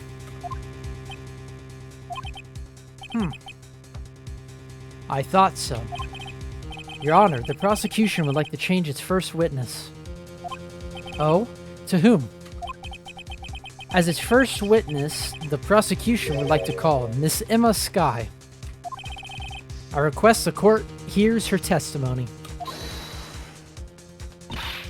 Mr. Edgeworth, I am exercising my right to self-representation. I don't think we need to continue... I don't care what you think, Miss Skye. The exposure of the truth sometimes results in tragedy. However, no matter how tragic the truth may be, it would be an even greater tragedy to avert one's eyes from it. Very well, the court shall grant the prosecution's request. That's okay with you, right, Chief Gant? Worthy. You'll live to regret this, mark my words. Miss Emma Skye, please take the stand. Looks like Edgeworth has decided to take the horse by the reins. Let's go, Edgeworth, saving the day. Now then, witness, please state your name and occupation. My name is Emma Skye. My occupation, I'm Lana's little sister. I want to be a scientific investigator. 2 years ago, you encountered the serial killer, Joe Dark, of the Joe Dark killings. Is this correct? Yes. I'm trying my hardest to forget about that, though. I'm sorry, but I'm afraid I'm going to have to ask you to recall those events one more time. Mr. Edgeworth, please remember this trial concerns the murder of Detective Goodman. Is an incident that was resolved 2 years ago really all that relevant? Yes, it most certainly is. Well, okay then. He sure gave in fast. Now, please testify about what happened to you 2 years ago. The trip to yesteryear has finally begun. It's bound to lead to the truth behind this trial.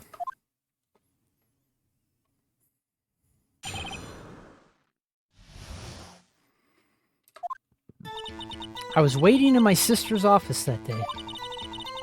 A man came running in and took me hostage. Neil Marshall rescued me. But I'll never forget what I saw in that instant. The man raised up his knife and stabbed Mr. Marshall in the chest.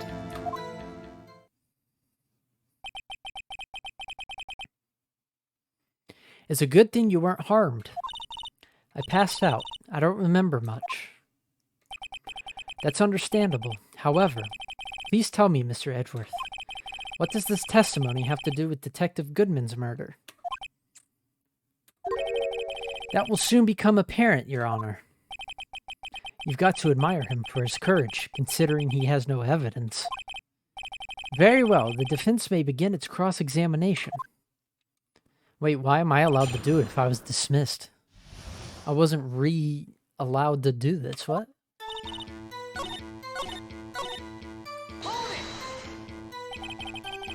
Can you tell us about that? Mr. Marshall jumped on Dark. Just then, the lights went out. The lights? It was just about this time of year. There's a terrible storm going on, and lightning struck nearby. So the electricity went out. Wait a minute. If it was pitch dark in that room, you shouldn't have been able to see anything, right? Right, but just then, lightning flashed again outside. That sudden flash left an unforgettable image of the scene in my mind. I see. I told the detective about what I saw then. The detective? Yes, Detective Goodman. He was in charge of the case. Detective Bruce Goodman, the victim. So you spoke with Detective Goodman about this 2 years ago? Yes, that's what's so scary about this trial. And you told Detective Goodman about what you saw? Yes, but at the time, the words just wouldn't come out. That's why I drew a picture. A picture? Yes, I think she mentioned that before. Well, Mr. Wright, have you heard enough?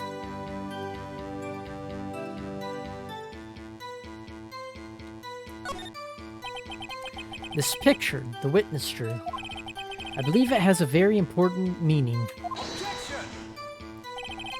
But the list of evidence I was given 2 years ago didn't contain a picture. Witness, would you mind if we added this statement to your testimony? Yes, Your Honor.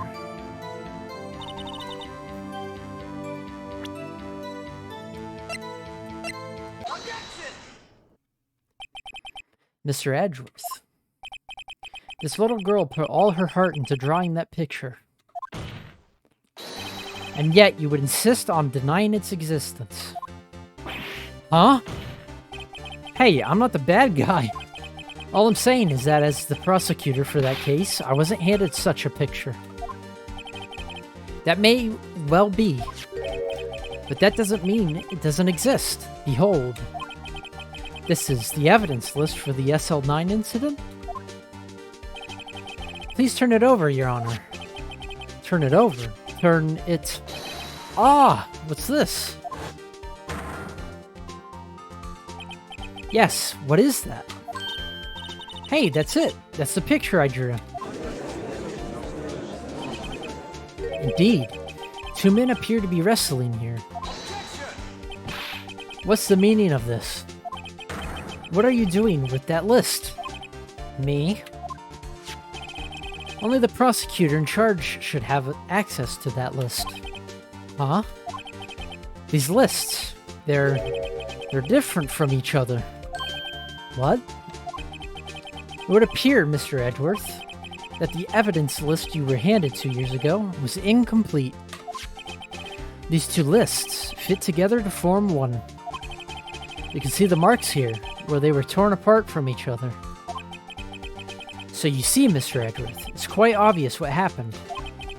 2 years ago, only half the evidence in that case ever reached you. What? What?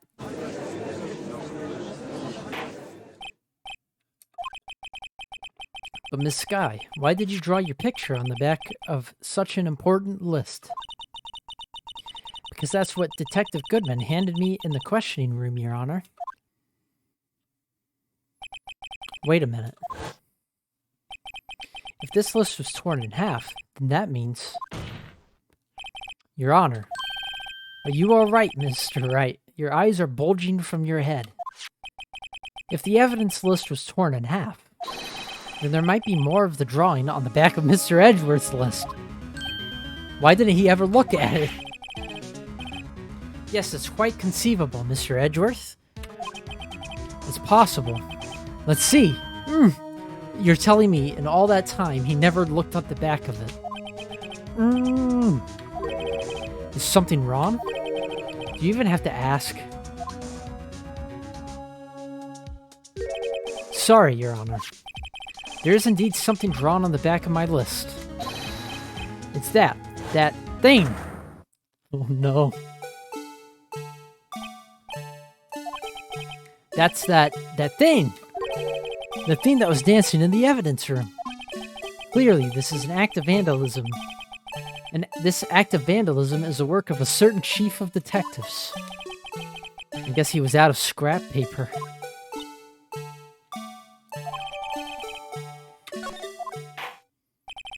Very well, witness. Will you please testify about this picture you drew 2 years ago? Huh? Oh, yes, sir, Your Honor. What's wrong with Emma? She seemed to be thinking about something when she was looking at the picture.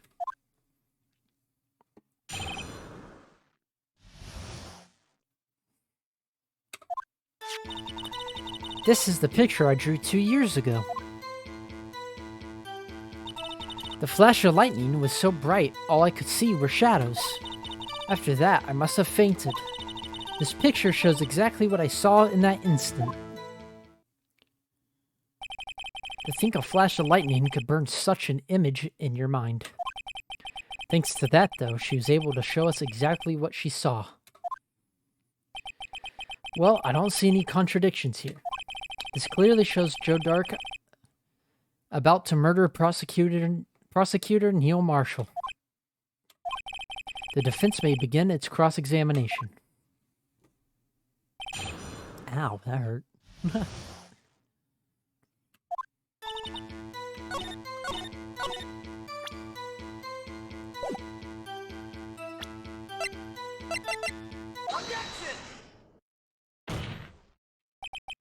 I hate to be the bearer of bad news, but this picture the witness drew contains a blatant contradiction.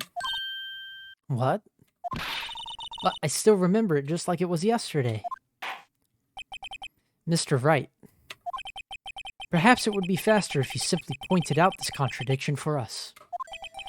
What part of this picture contradicts the autopsy report?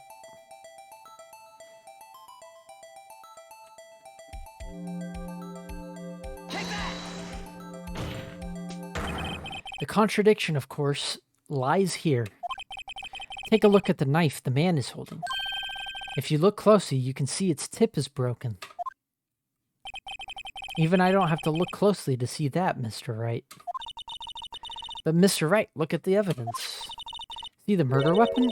Its tip is broken too. If I recall, the tip of the knife was found broken off in the victim's body. It was a conclusive piece of evidence that proved Joe Dark was the murderer. I'm afraid it's not so simple, Emma. And where, pray tell, could you possibly see a problem? It's obvious, really. The victim suffered a single stab wound to the back. If the victim was only stabbed once, then the murder weapon should not yet be broken. Ah! What's the meaning of this? Perhaps the knife was broken beforehand. Sorry, but I'm afraid that's not possible. The tip of the knife was found inside the victim's body. If it was broken beforehand, it couldn't possibly wind up there. That's right. But what does this mean?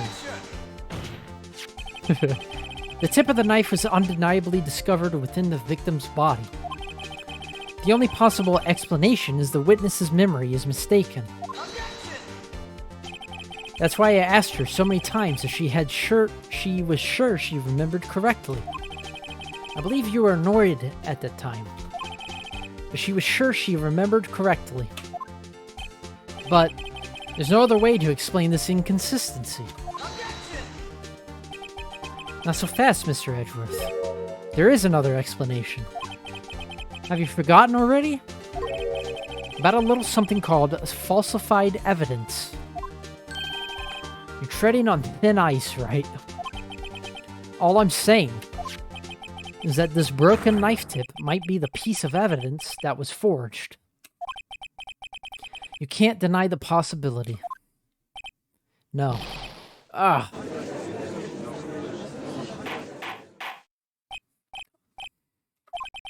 Are you saying the investigation really was corrupted?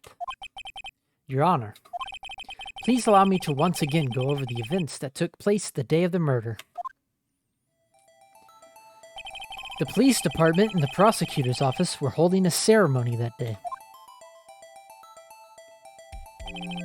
After receiving the King of Prosecutors Award at the ceremony, Neil Marshall questioned Joe Dark along with Damon Gant. I'm losing it. During his questioning, Joe Dark fled the room. Prosecutor Marshall chased after him and was killed by Dark. It is my belief that somewhere in this story, there is a lie. I'm not lying. The man really was holding up a broken knife. If that's true, then there's no other way around it. This could not have been the actual murder weapon. There must have been another broken knife. What are the chances of there being two broken knives? Another broken knife beside Joe Dark's. Could there have been one? Could there have been? Could there have been?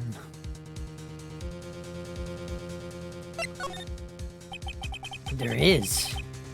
If the witness is this adamant about the accuracy of what she saw, it can't just be explained away by a simple observational error.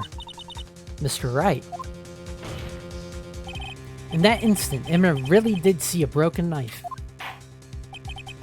I assume, then, that you have some information about this other broken knife. If so, please feel free to enlighten us. The murder weapon was already broken prior to the murder. There's only one way. Take a look at this. Here's the real murder weapon.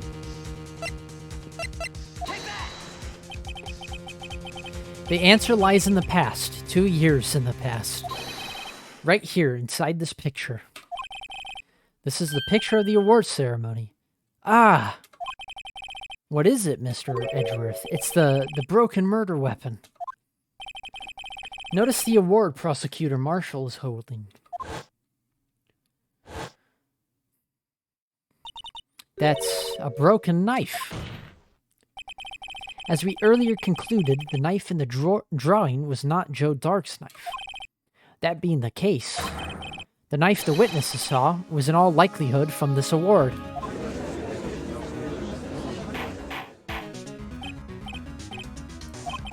Neil Marshall was awarded King of Prosecutors that day.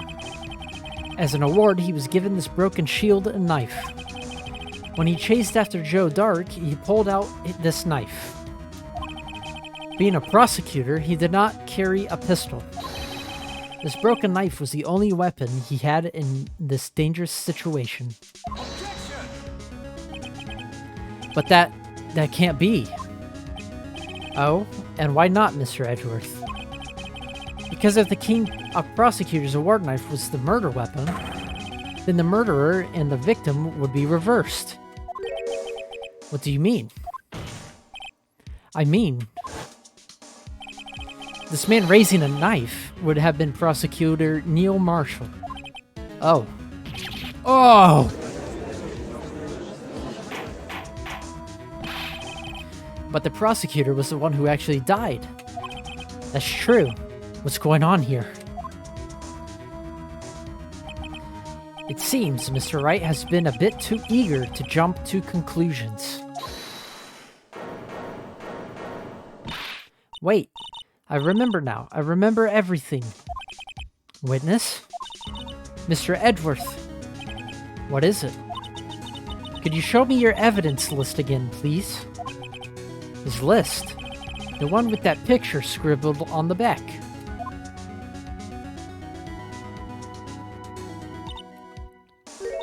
I knew it. This picture. I'm the one who drew it. What? You drew that? That's right. The list wasn't torn in half at the time I drew this picture. Oh my god.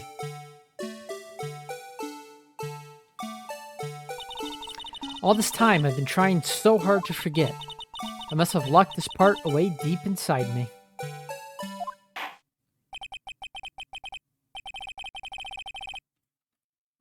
Perhaps it would be best if we added this to the witness's testimony.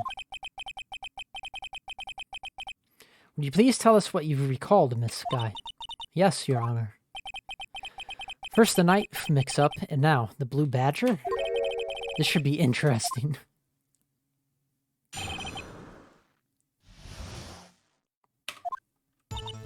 When I saw that man raise his knife, I panicked and rushed toward both of them. I think I knocked away the man with the knife. Just then, there was another flash of lightning, and that's when I saw the blue badger. He wasn't in the room, but I'm sure I saw his shadow. This is certainly most unusual. Try impossible. The chief of detectives hadn't even designed him until this year. This would mean he didn't even exist 2 years ago. Yes, well, the defense may now begin its cross-examination. Stop, please, don't pursue this any further. Lana. What's the meaning of this? Please remain seated in the defendant's chair. But you can't do this. I've already confessed to the crime. Why can't you just leave it at that? Chief Prosecutor Sky. We've already come this far. It's too late to turn back. Silence. The defense will now begin its cross-examination. Bailiff, please detain the defendant. It seems we're finally getting to the core of the matter.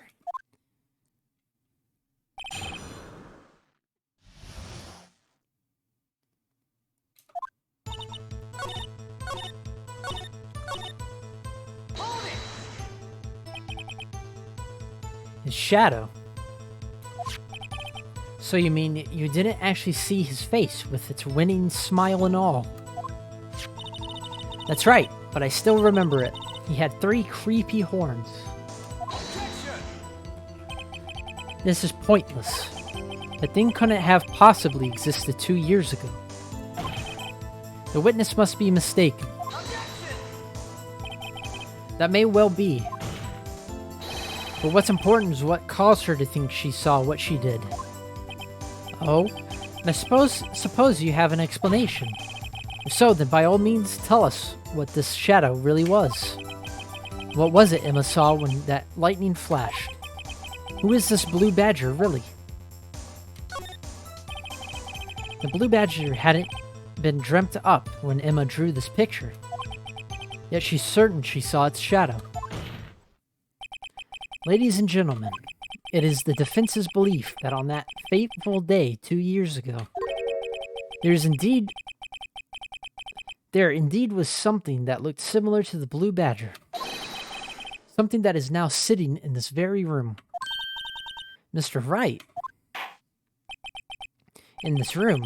Very well, Mr. Wright. What is it that this witness saw in that instant?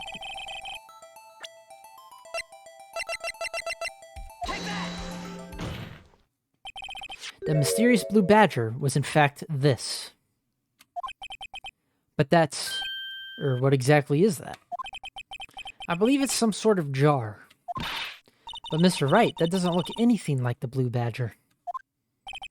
Indeed it doesn't. As it stands now, it's just a plain jar. However, what if we were to change our viewpoint?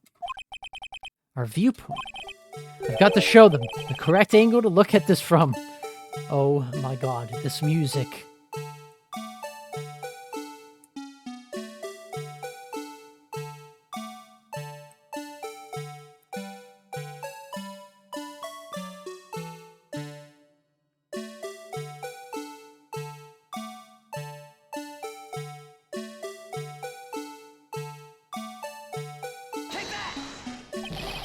This isn't right. What do you mean?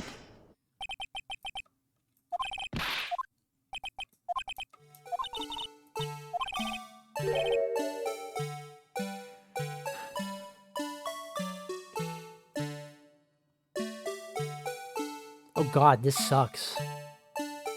Using the mouse is not easy.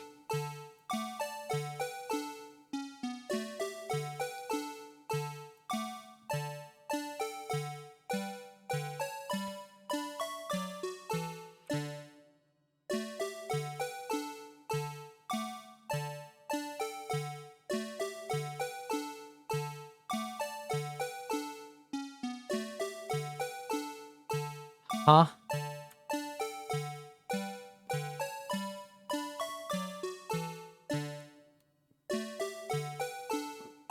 Bro! And now my mouse is being stupid again.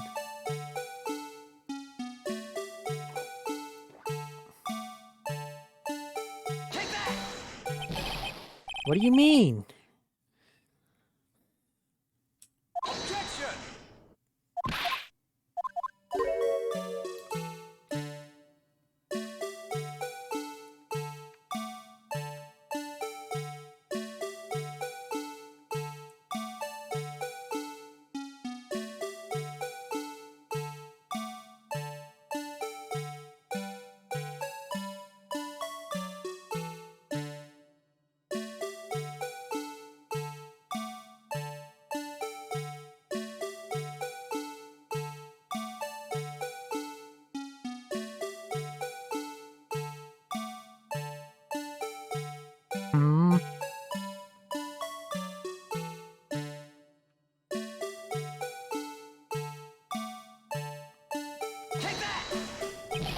Oh my god, this is so annoying.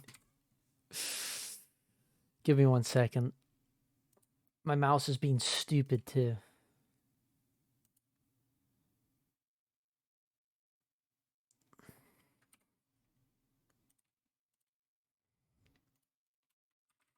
Hold on 1 second.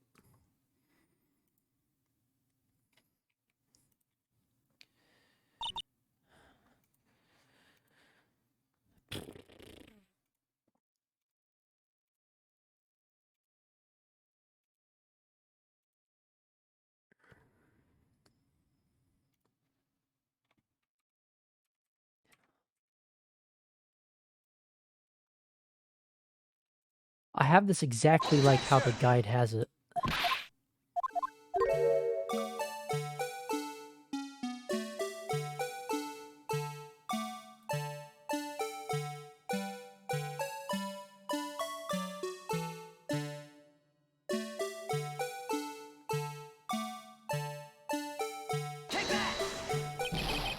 What do you mean?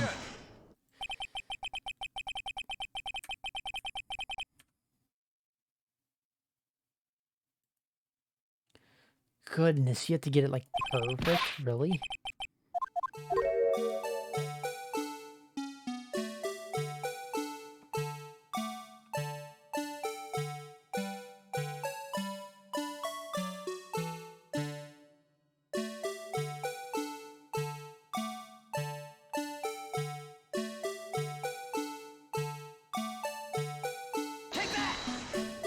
There we go.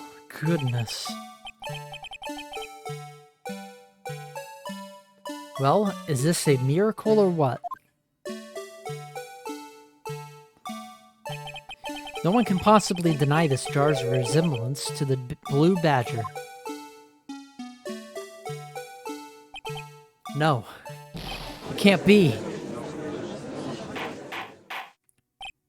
Order. Order. The defense has proven its claim. The mysterious blue badger witnessed on the day of the crime was actually this.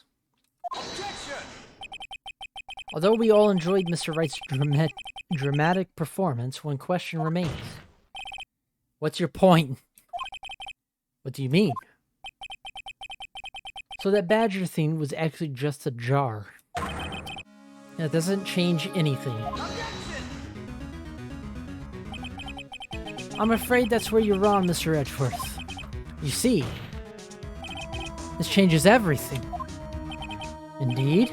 Very well then, please tell us. What's different now that we know the witness saw this jar?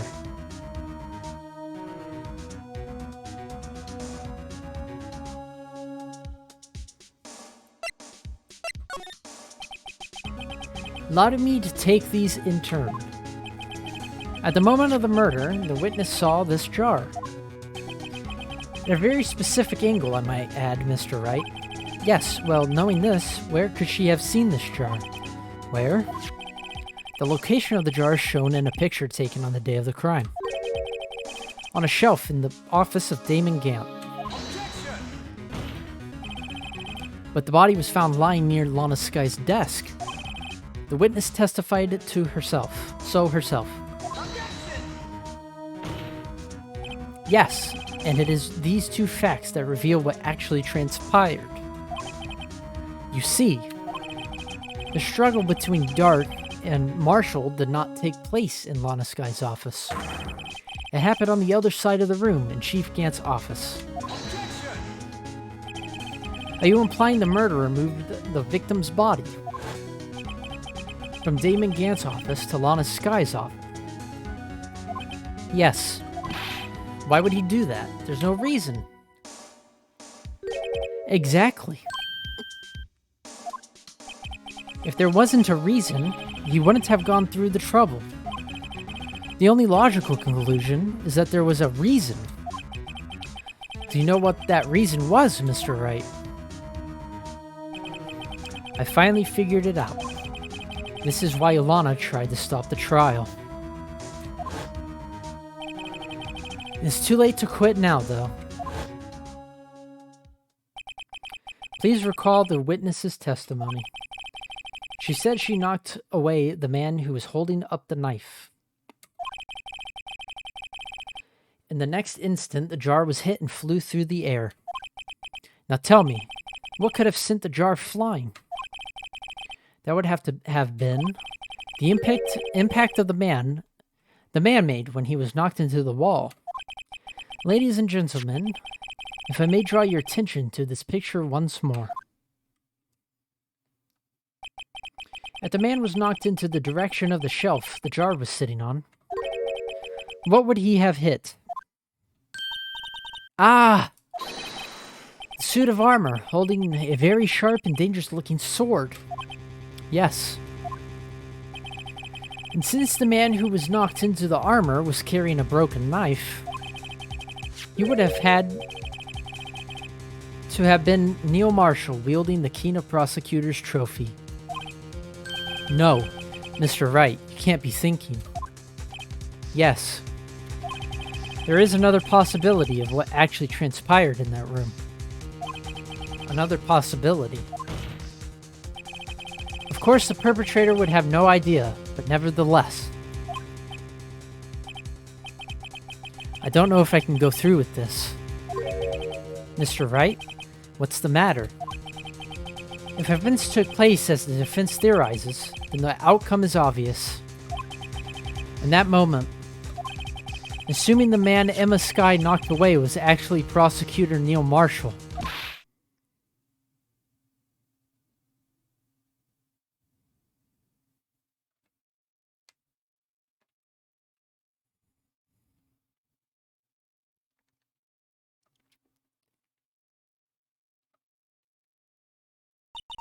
You mean Mr. Marshall died because of me?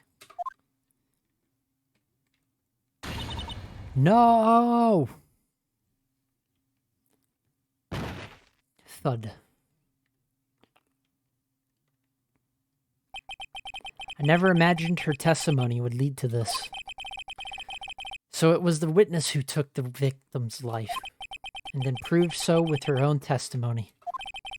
This is unprecedented.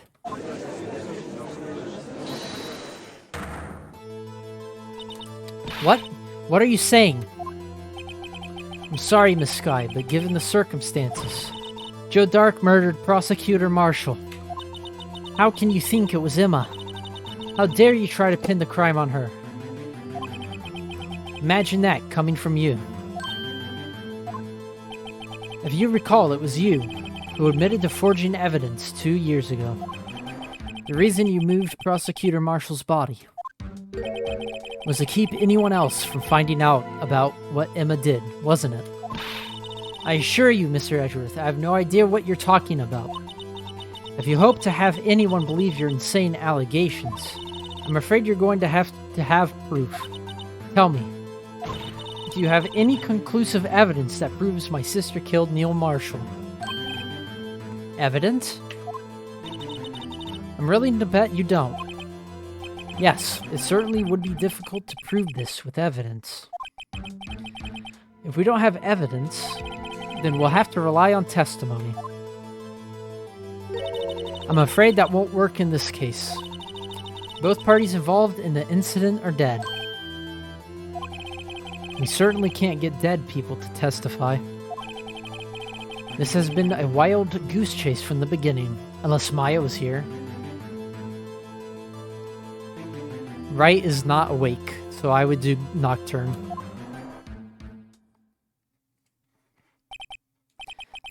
Touché, Miss Sky. Of course, that only leaves us with one possibility. You mean there's still another possibility? Yeah. What do you mean, Mr. Edgeworth? I mean the possibility that the victim has left us a message. For better or for worse, Mr. Marshall did not die instantly. He may have left behind the name of the person who took his life, in one manner or another. That's impossible. Well, Mr. Wright, this is the only possibility left to you. A message from the deceased. Does such a message exist? That sounds fine. Ooh. Got to think back to the court record. The real murderer's name that the victim may have left behind. This message from the deceased is already in our possession. Mr. Wright, will you stop at nothing to prove my sister a murderer? Do not be mistaken, Miss Sky. Our purpose is not to accuse Emma of any crime. There's only one thing we seek. The truth. No matter how painful it may be. Now then, Mr. Wright, please show us a piece of evidence that conveys a message from the deceased. This is the message left by the deceased. This is that blue badger from before, right? Oh, is he going to just speak the killer's name? If that thing could, I'm sure it would. Looks like everyone's forgotten this is just a jar. A message was left here, on the surface of this jar. What do you mean? If you look closely, you can see a faint trail of blood on this jar. Looks like someone wiped the blood away. Yes, but notice. For some reason, the blood on some of the fragments was not wiped away. Yes, there is a line here, drawn in blood. So what you're saying is these dots were once lines. Prosecutor Marshall did not die instantly. He used a few precious moments left to him to leave behind a message. One that someone apparently wiped away. But blood must have seeped into the jar where the lines changed directions. Precisely so. All we need to do is connect these points, and the victim's message will become apparent. No. Mr. Wright, what kind of message did the victim leave for us? Your Honor, I believe these bloodstains will reveal to us the answer.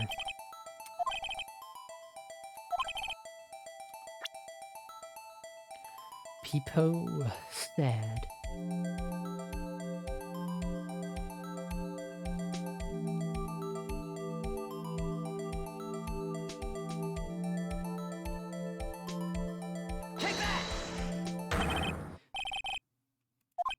Oh. Why is that not working?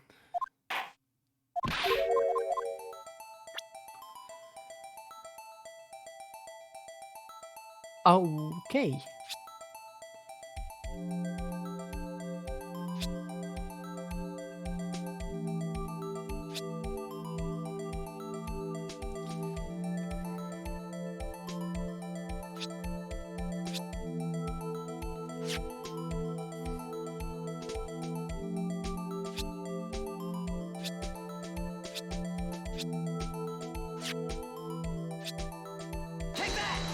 He posed sad.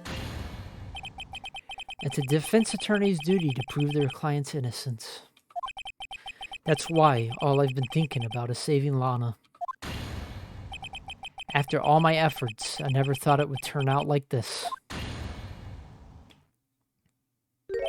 Emma. So this is the final message Prosecutor Marshall left behind.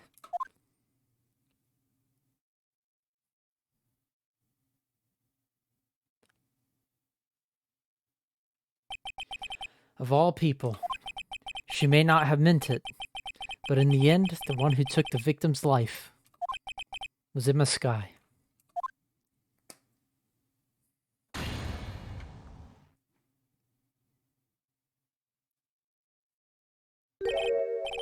Seaworthy, can't say I didn't warn you. Chief Gant, do you understand the implications of what you've done? What? What are you talking about? 2 years ago, Joe Dark was sentenced to death. He was convicted because of his final murder. I believe you were the prosecutor in that case, were you not? Ack. Yes, Worthy. Because of you, an innocent man was sentenced to death.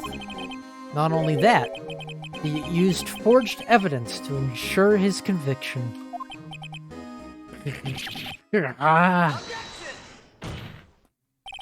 Joe Dark really was a serial murderer. That's undeniable. I'm afraid that's not important. Didn't you know? We aren't defenders of justice. What? We're merely keepers of the law. Sentencing a man to death is no light matter. Even if there wasn't any cover-up or evidence forgery. Ultimately, the responsibility falls on the prosecutor in charge. Despite what anyone may say, this fact cannot be denied. What's going on at the prosecutor's office? They might have sent an innocent man to his death. How can he just stand there like it wasn't his fault? Order!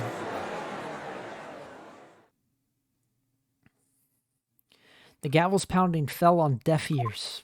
Unable to settle the crowd, the judge declared a recess. Where this trial is headed, no one knows. Bro, it's getting crazy.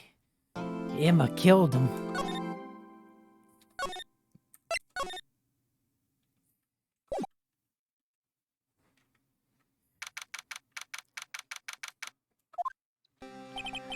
Sorry, Edgeworth. I didn't mean to get you in trouble. Don't worry about it. This is my problem, not yours. Hope I'm not interrupting anything, pals. Oh, guess I am. I'll come back later. Again? Wait, Detective Gumshoe, what is it? You've got a lot of nerve, pal, making a detective run all around while on duty. And to top it off, you call me here. I've seen happier people at funerals. I take it Lana's having you run errands again. Let me tell you, this is the last time, pal. Here, she asked me to give this to you if there was a break in today's trial. Evidence law, Edgeworth was talking about this just the other day. Look at the little ducky.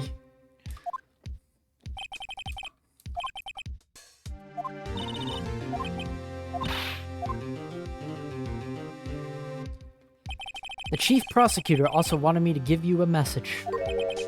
A message? She said if you're planning to take him on, you're going to need this book. Him.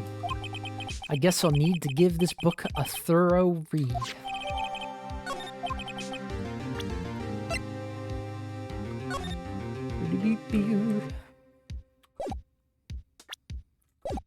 Doesn't look like that book will do you any good now, though. All that's left now is the chief prosecutor's sentence. That's where you're on, Detective. Huh? Haven't you figured it out yet? why I'm still sitting in that prosecutor's seat, despite all these allegations being thrown at me. Mr. Edgeworth, the real trial today hasn't begun yet. What? What else is there left to do? Your credibility's been all but ruined with this forged evidence you were unaware of. Emma Sky found out she unwittingly caused the man's death. I'm sorry, I can't pronounce things. Now you're telling me you want to do more? You've got to be kidding me, pal. You're missing the point, Detective. Lana didn't murder Detective Goodman. She merely stuck a knife into his dead body. That means the real killer is still out there. What?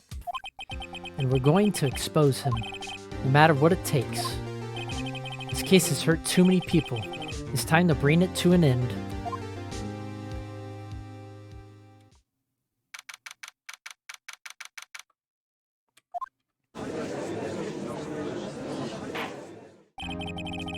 Court will now reconvene for the trial of Miss Lana Sky.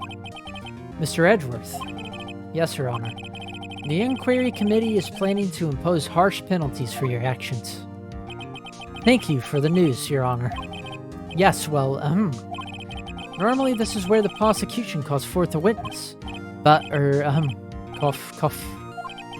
This isn't easy to say. You see, there is some concern that you, Mr. Edgeworth, may have, struck a bargain. You think I may have manipulated the witnesses. I didn't say that. It's just, you see, everyone has been talking and... Very well, Your Honor. I have a solution. A solution? That being the case, the prosecution will allow the defense to call forth all further witnesses. What? But there's no precedent for what you're proposing. Undeniably, this is an unusual arrangement. But a very effective one. It proved that I haven't struck any deals with the witnesses. Well, Mr. Wright, what do you say? Unbelievable. Edgeworth has found a way to continue the trial. Very well. The defense accepts the prosecution proposal. Then it's settled. The defense may now call forth the next witness. Mr. Wright. You do realize this is your last chance. If you call the wrong witness, this trial is as good as over. The defense calls. Time's finally come to bring out the real murderer. Damon Gant. The defense calls Damon Gant to the stand. Damon Gant? What does he have to do with anything? As the defendant's partner 2 years ago, Mr. Gant has first-hand knowledge of the crime. I feel we should hear what he has to say about it. As luck would have it, he should still be in the courthouse. He would also be the least likely to have been manipulated by me in any way. Wouldn't you agree, Your Honor? True. All right, bailiff, please escort Mr. Gant to the stand. Monka Giga. Witness, please state your name and occupation. What is this, some kind of practical joke? I was just on my way to lunch. Your name and occupation, sir. Worthy, are you sure you want to do this? Your name and occupation. So, you want to play hardball, eh? Please, Mr. Gant. Fine.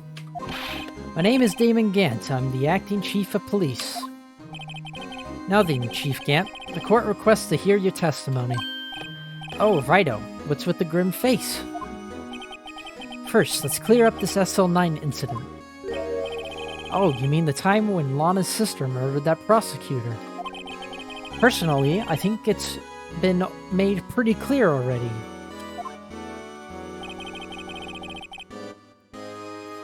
There are still some things unaccounted for. Oh, like what? Like the role you played in all of this. Some. Either you're very brave or very foolish. You are aware, of course, that a police chief has all kinds of weapons at his disposal. Weapons? Sure, take my testimony, for example. I don't have to give it if I don't want to. What? Is that true? I'm afraid so. The chief of police has the right to refuse to testify. Of course, such an action carries with it certain risks. Don't worry, I'm not here to hinder your trial. Just remember, if this turns out to be a big waste of time, don't say I didn't warn you. Very well. The witness may now begin his testimony.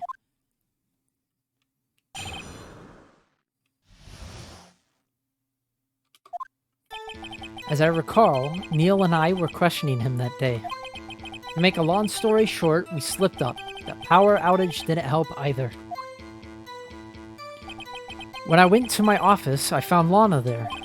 Apparently she had already arranged the crime scene. As you can see, I had nothing to do with the forgery. Is that when Dark was arrested? Him? He was lying on the floor unconscious.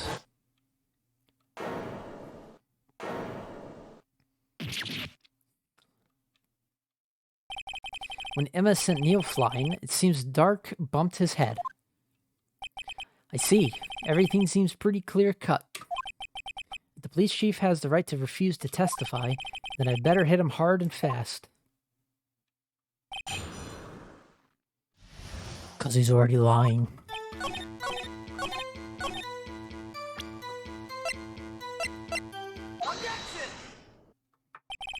You claim you had nothing to do with the forgery.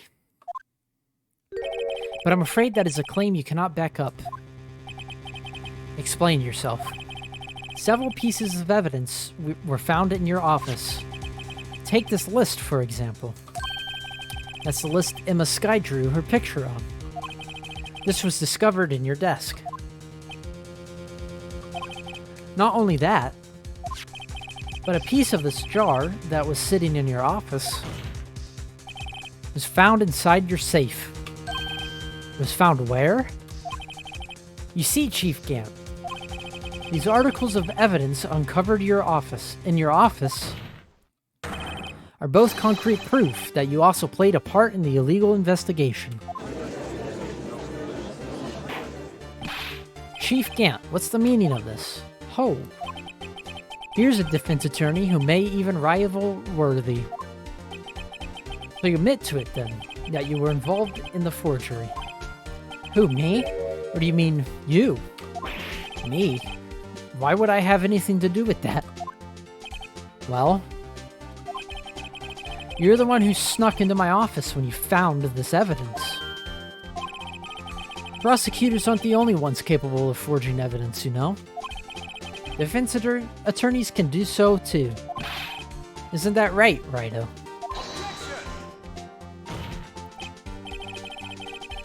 However, Detective Gumshoe was present during the investigation.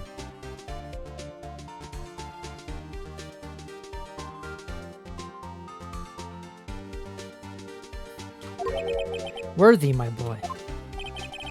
Not even detectives are exempt from the law. Rest assured, Dick will receive his due punishment. What? If Detective Gumshoe's salary drops any further, he'll end up paying to work. Yes, well, in light of the detective's presence, please give us your testimony regarding these pieces of evidence found in your office, and their relation to the forgery that took place at the crime scene. My, kids these days no longer know how to put two and two together.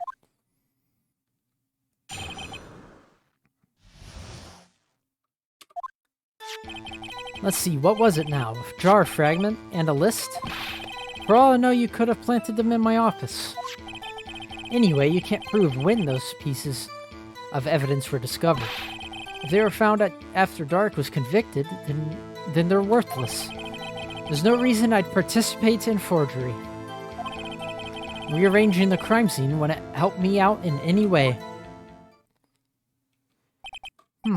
Mr. Wright? Yes, Your Honor. When investigating the crime scene,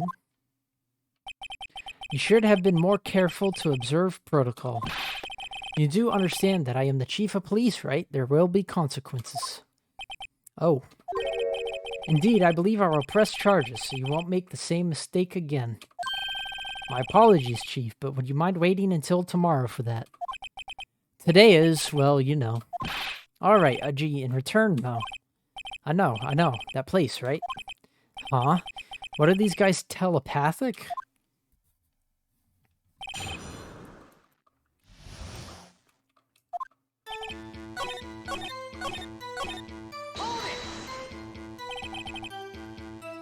Really, Chief Gant?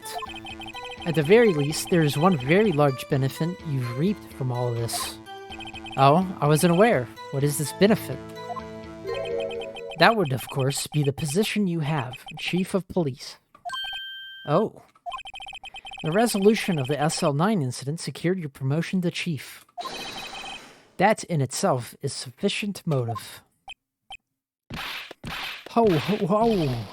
Oh, that's a good one. Huh? Do you really think I'm that incompetent? What do you mean?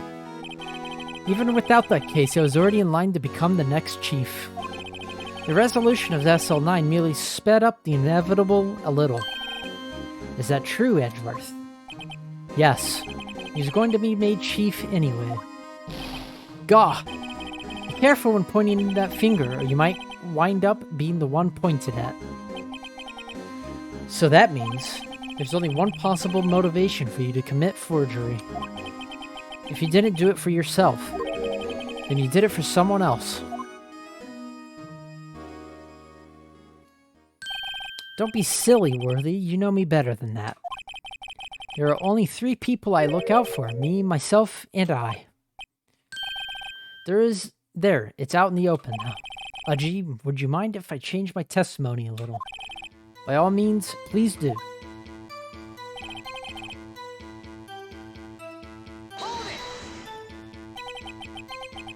Nothing in it for you. Sorry, but the only person I care about is yours truly. That girl, Lana's little sister, was it? If you think I felt sorry for her, you'd better think again. You're right. You don't feel sorry for anyone. Be tough on crime and tough on people. That's how I was raised.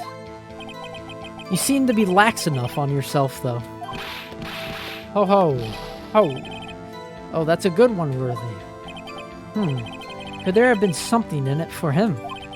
Given his selfishness, would he have helped someone out? True, you might not help out anyone for their sake. But if it would benefit you, you might decide to assist someone.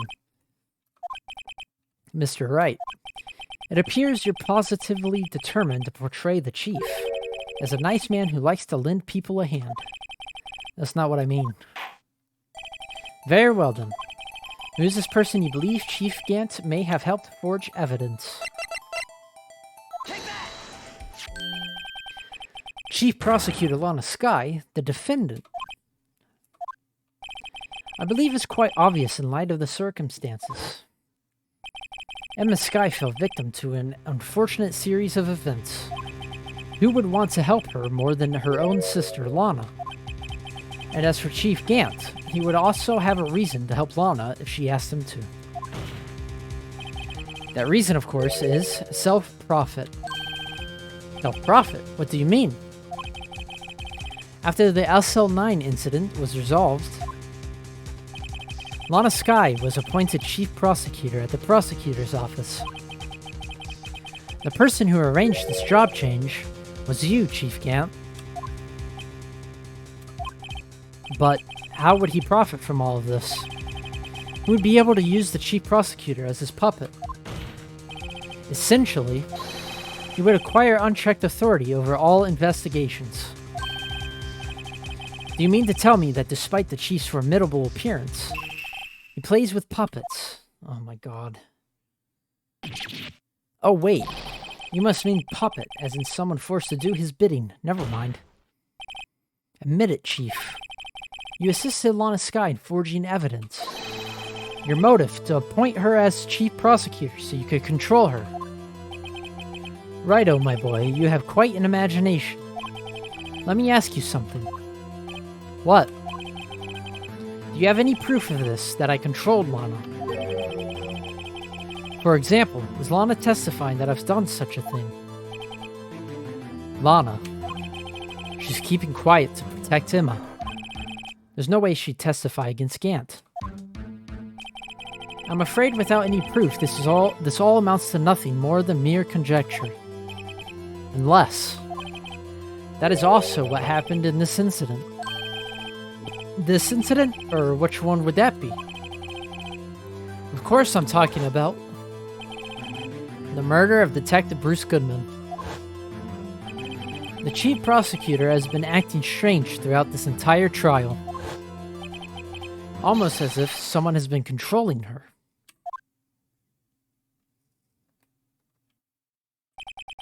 Worthy, you better watch your tongue. I wouldn't want you to get hurt. Just what do you mean? That was a threat. What he means, Your Honor, is that Chief Gant is involved in the murder of Detective Goodman. Not only that, but the Chief is now making Lana take the rap to cover up his involvement. What?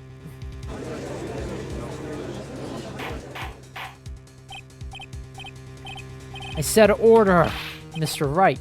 You can't be serious, huh? This is an affront to the highest-ranking officer in our law enforcement agency. To accuse the chief of police of blackmail and murder. That's impossible. They're not above the law. Your Honor, I was merely reiterating what Mr. Edgeworth said in easier to understand language. It's too late, Mr. Wright. There's no turning back for us now. It looks like he's the one who's decided to go through with this. Can you prove this, Mr. Wright, that the chief, a high-ranking officer of the law, is involved in this murder? Good question. Regardless of his rank or title, Chief Gant is just a man. The question is he criminal? I believe the evidence will tell. I see. Alright then. Let's see what Mr. Wright's got, and it better be good. Show us this evidence that ties Chief Gant to the murder of Detective Goodman.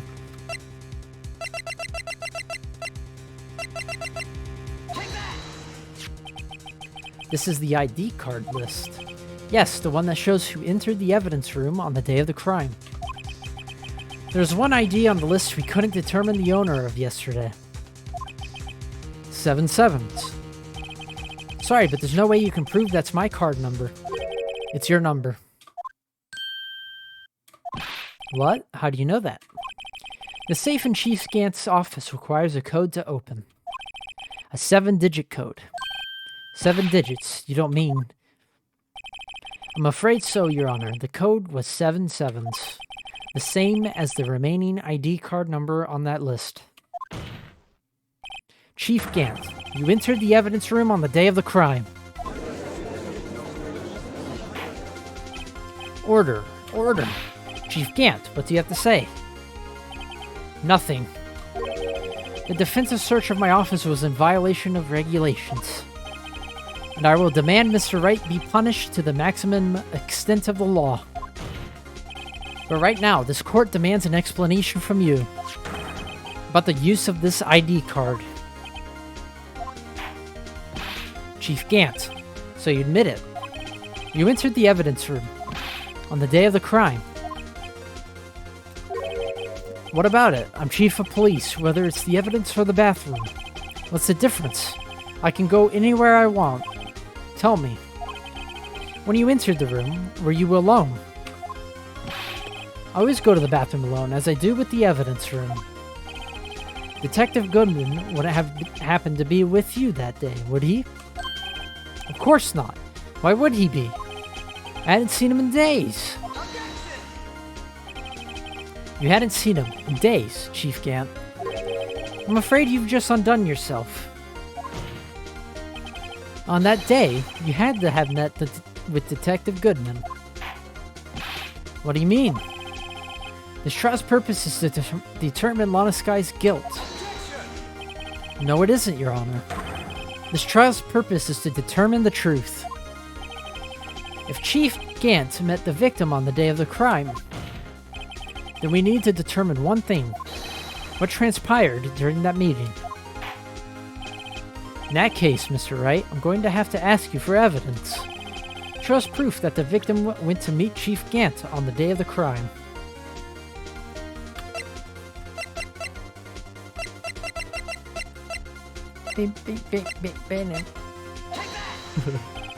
Detective Goodman lost his ID card on the day of the crime. Or to be more accurate, Jake Marshall stole it. So Detective Goodman filed out a lost item report. He would have had to give that report to the Chief of Police. Yet you are in possession of the report, which means you can't be sure if he filed it. He filed it. How do I know, you ask? Because he needed to enter the evidence room that day. Bring the stash back. No, not right now. This is a visual novel. He needed to. No, no, not Corone. Corone mad. Yes, to transfer the evidence out. Oh. Detective Goodman took the form to you, Chief Gant. Then, you accompanied the detective to the evidence room. I accompanied him. There's no other way the murderer and Detective Goodman could have entered the room. Hold on, let me guess what you're going to say next. I, the Chief of Police, murdered poor Goodman. Exactly. But wait, the Chief didn't necessarily need to accompany him to the evidence room. He could have just lent him his ID card. Yes. Now that you mention it, I believe I might have done something of the sort. Corone made so cute. Sorry, but that's not possible. According to the record, your card was only used once. Yet you showed us your ID card earlier. If you had really lent it to Detective Goodman, it would have been found on his body. No. Bro went electric. Chief Gant, you didn't. The murder was most likely a spur-of-the-moment crime, for no one in their right mind would choose the police department as a place to commit murder. After the murder, you contacted Lana at the prosecutor's office.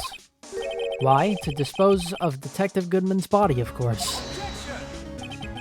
You're forgetting, Mr. Wright, that the victim's body was discovered in the prosecutor's office parking lot. How did he manage to move it there? As at the police department the entire day, you know. And everyone's aware that Lana stayed at the prosecutor's office after the ceremony. Everyone except me, it seems. Still, you're the Chief of Police. You have an entire police force at your disposal. Oh, so you think I just ordered an officer to do it? Hey, you take this here dead body over to the prosecutor's office. I don't think so. Chief Gant, you left all the evidence we need to prove how you moved the body to the prosecutor's office. And all this time, I thought it was a useless clue just taking up space. How could the Chief have moved the body? Mr. Wright, show us this evidence. To move the victim's body, Chief Gant used this.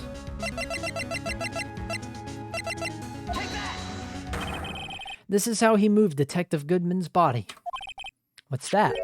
A screwdriver. But what does that have to do with this case? Mr. Edgeworth, think back to the day of the crime. What is the screwdriver doing here? It's here because... Ah! I was asked to go by Chief Gant, no less. He told me he wanted me to keep it here in the prosecutor's office. In any case, on the day of the stabbings, I brought this back here.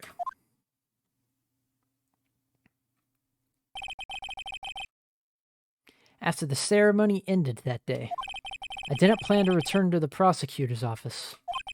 But you did, because Chief Gant asked you to. You mean I... The body was found in the trunk of Mr. Edgeworth's car. I think it's obvious what happened. The body was moved by that car. Detective Goodman's body was carried in the trunk of Mr. Edgeworth's car. Yes, unless of course you have another explanation, Chief. Why else would you have asked Mr. Edgeworth to transport evidence from a closed case? There's only one plausible explanation. To transport the body to your accomplice, Miss Lana Skye.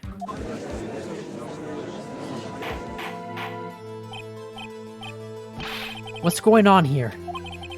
Is there no room for rebuttal to the defense's outrageous accusations? Think back to the photograph Miss Starr took at the prosecutor's office.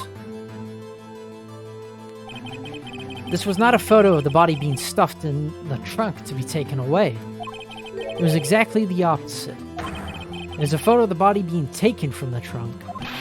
Chief Gant, please say something. I believe. Your time's up. My time's up? Sorry, Wright, but I'm having lunch with the District Attorney General after this. We have to get going if we're going to make it in time for the early bird special. But the cross-examination isn't finished yet. Remember what I told you earlier. A police chief has all kinds of weapons at his disposal. Weapons? Like the right to refuse to testify. I'm invoking that right now. What? This is not right to be a right to be casually invoked. There are certain risks to be considered. So you're going to just run away after all this? Run away? Don't make me laugh, Worthy. I stabbed old Goodman. That's what you're saying, right? But if you had any conclusive evidence, you would have presented it by now. Well, You think I had Lana dispose of the body? If so, then show your proof and get it over with. I'll say it again, Mr. Wright. Damon Gant is the current chief of police. This court will not tolerate any accusations against him without concrete proof. Well, Mr. Wright, Your Honor, do you have any concrete proof? Proof that Chief Gant murdered Detective Goodman and made Miss Skye dispose of his body. Do I have any concrete proof? It's no use showing evidence I'm not even sure of myself. No, Your Honor. At present, I have no conclusive evidence. Theurgy? In that case, this court is forced to penalize you for your allegations against the chief. What? Here's a tip. Never gamble what you can't afford to lose, Righto. It seems that Lady Luck was on my side again today. Okay, Aji, I'll leave the rest to you.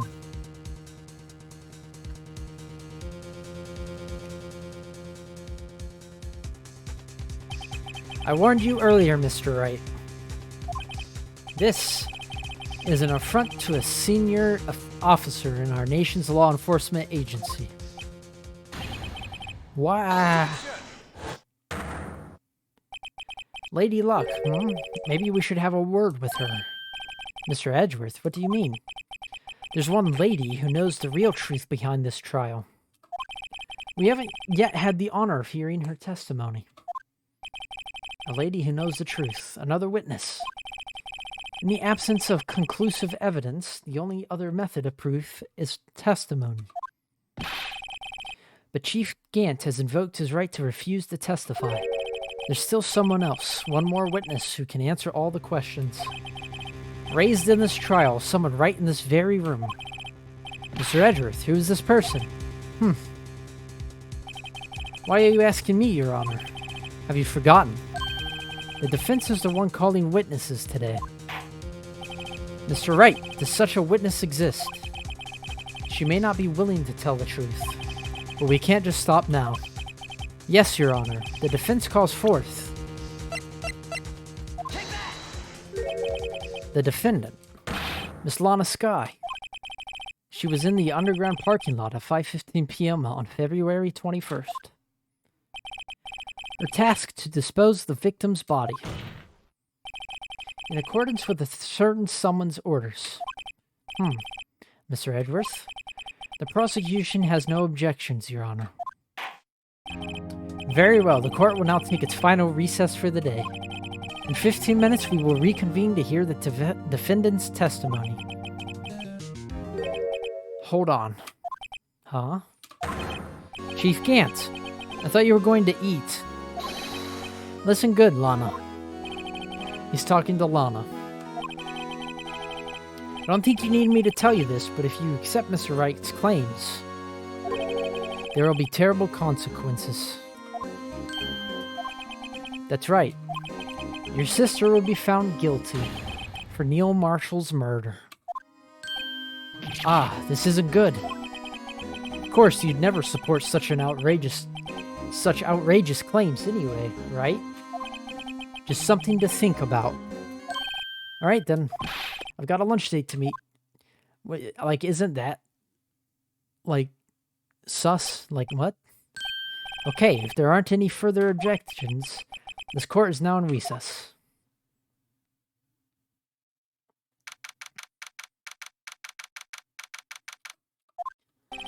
Looks like we managed to stay in the game. Yeah, thanks to your help, Edgeworth. That chief, he's something else, eh, pals? Detective Gumshoe. Ha ha ha, I'm not a detective anymore. Oh yeah, sorry about that. Ah, don't worry, I've already decided where to work now. At your office. My office? Sure. I'll take the place of that top-knotted girl you used to work with. Could he mean Maya? Still, looks like we're all out of moves now. Chief Gant's done it again. How's it he always gets the upper hand? That's not fair. He has the right to refuse to testify. Settle down, Wright. Remember what the judge said. But Chief, that is not a right to be casually invoked. There are certain risks to be considered. Risks? What did he mean by that? It's simple. If the Chief refuses to testify, the opposite also holds true. You mean he forfeits his right to say anything too? Emma, are you okay? Yeah, when I came to, I was in the medical office. I've been listening to the trial from the gallery, so she heard everything that's been going on. Emma, I'm sorry for what I said before. No, don't be. It was the truth. You know, it's funny. I almost feel somehow relieved. Relieved? Yeah. Now I finally know what really happened. To think that all this time, my sister was being blackmailed by that terrible man. And she did it all, just to protect me. Ever since her appointment as chief prosecutor, everyone knew her, said she changed. Perhaps it was easier that way for her. What do you mean? What do you think I mean? Follow Chief Gant's orders. She must have shut herself up deep inside. Forced herself to do anything and everything the Chief told her to do. That must be why she became so cold. It was all my fault. It's all because I murdered Mr. Marshall. Hey, don't go blaming yourself now. If you want to blame anyone, blame society, pal. Chief Gant may be able to fool everyone else with his forgery, but he can't fool my memory. I remember now. I knocked Mr. Marshall into that armor. I see. Well, we better get back. It's time for the final act. Emma, why don't you wait here? No, I'm going with you. I want to be there. I want when Lana tells the truth. Let's go, Wright. It's time to end this. Alright, we're taking our final bathroom break. I will be right back. Thanks for hanging out, everyone. I shall be back in a second. This is the last part, so this will be the end of Phoenix Wright Ace Attorney 1. See ya in a second.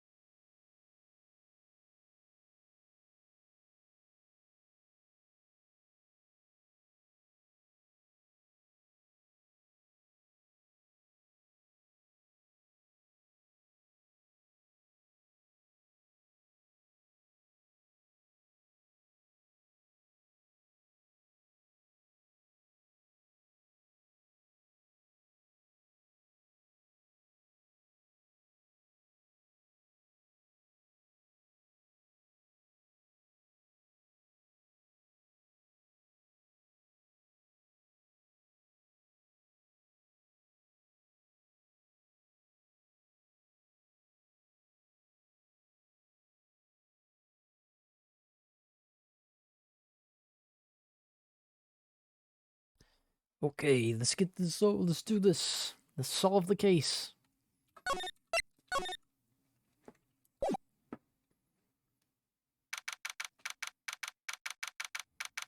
He said, "Yo, this will be the ending, Blake." Now then, will the defendant, Miss Lana Sky, please take the stand? Miss Lana Sky, you are the chief prosecutor. I'm sure you're aware of what is required of you. But Mr. Edgeworth, you already know everything. You know all that I've done these past 2 years. Please provide the court with your testimony, Miss Sky. And remember, you are under oath. We want to hear the truth. Of course, the truth. Lana, no matter what happens, I'll always be your sister. Now then, your testimony, if you will. First, tell us about your relationship with Chief Gant. Everything hinges on your testimony.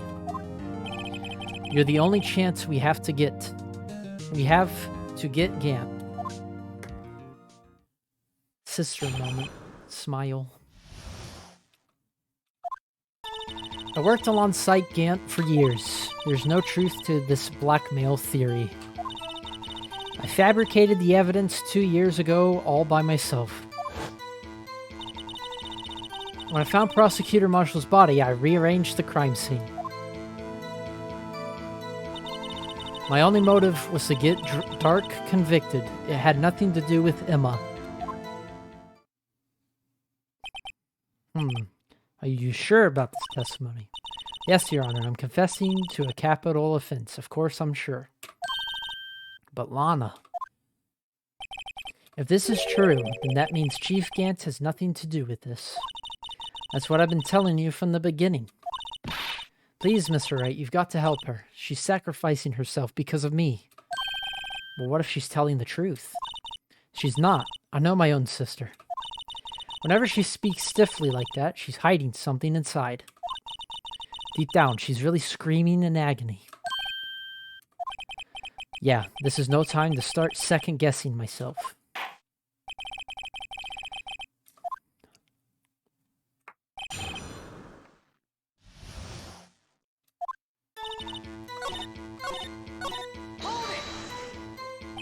You say you did this all by yourself? Yes. Would you mind telling us what you found when you arrived at the crime scene? It seems I was the first person to discover the scene. The broken Prosecutor Award knife was stuck in the victim's body. What?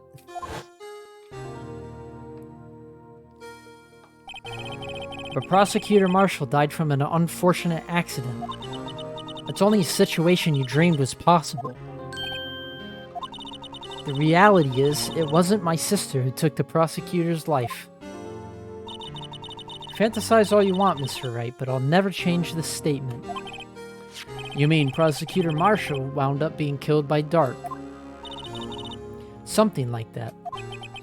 If that is so, what happened to the other murder weapon? Dark was carrying a switchblade knife. Oh, that was lying on the floor a little distance away. It was probably knocked away in the struggle.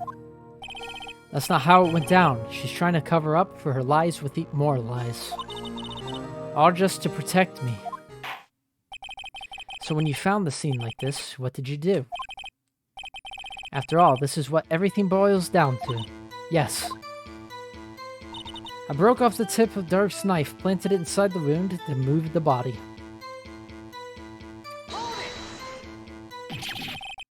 You planted the tip of Dark's and then you moved the body. But why? Why would you do that? You of all people should know, Edgeworth. You've always had a good head on your shoulders. My head isn't that bad, but maybe I ought to ask for the sake of others.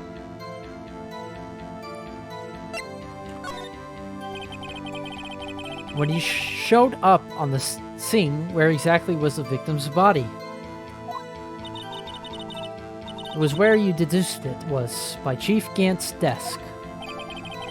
But the body was found by your desk. Why did you move it there? The reason for that is simple. Let's have the witness explain this in more detail. The pieces of the jar that shattered during the events threatened my plan.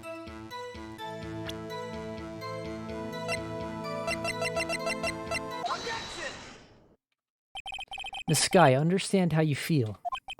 You committed that crime 2 years ago to protect your sister. You mean the forgery at the scene where Neil Marshall was murdered. If that truth were to be exposed now, the past 2 years of your life will have been in vain. Even so, I am compelled to bring to everyone's attention a significant contradiction within your testimony. You testified, and I quote, "The pieces of the jar that shattered during the events threatened my plan." That's right. You have a problem with that. It's simple oversight, really. You see, a message was written on this jar with the victim's blood. Yes, the prosecutor must have written it in his final moments. Exactly so. And this is where the contradiction lies. In order for the victim to be able to write this message on the jar, it must not yet have been broken before he died. Ah. He couldn't have written Emma's name on a shattered jar.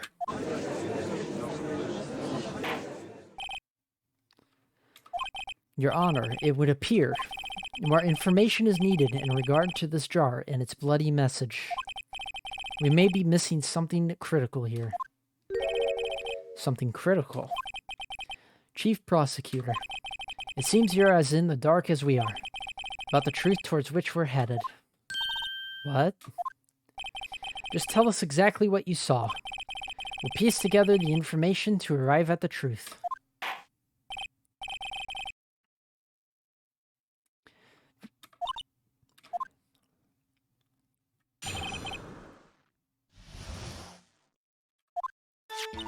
I immediately noticed the blood traces on the jar, but it was dark in the room and I didn't have time to check it out.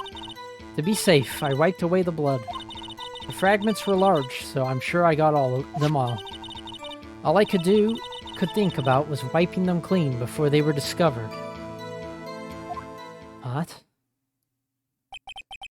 You mean you were the one who wiped away the message in blood? I wasn't chief prosecutor at the time. She didn't think Dark was the real murderer. That's why she tried to erase the real evidence. Very well, the defense may now begin its cross-examination.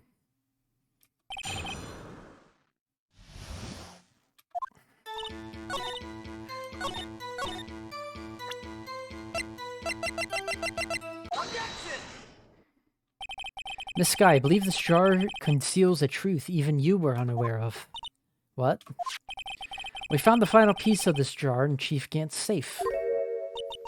In the chief's safe? But how? I knew it. She really didn't know. There's something even more disturbing about the final piece. There was still blood on it. But the witness just testified that she gathered every last piece and wiped the blood off of them. Yes. Which leaves us with only one explanation. On the night Prosecutor Marshall was murdered, you were not the first one to show up on the scene. Chief Gant got there before you.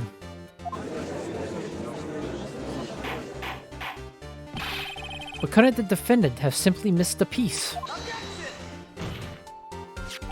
I'm afraid that's unlikely. The pieces are too big for anyone to miss, let alone an ace detective.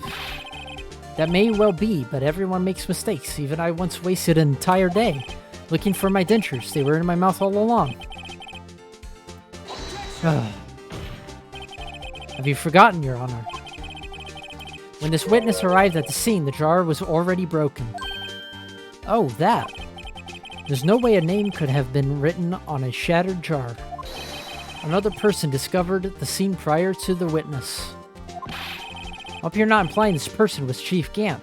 At the time, he was looking for Dark downstairs. Besides, even if he was there first, why would he break the jar? The question is if he did arrive there first, why did he hide that fact for 2 years? Well, Your Honor, can you answer us that? No.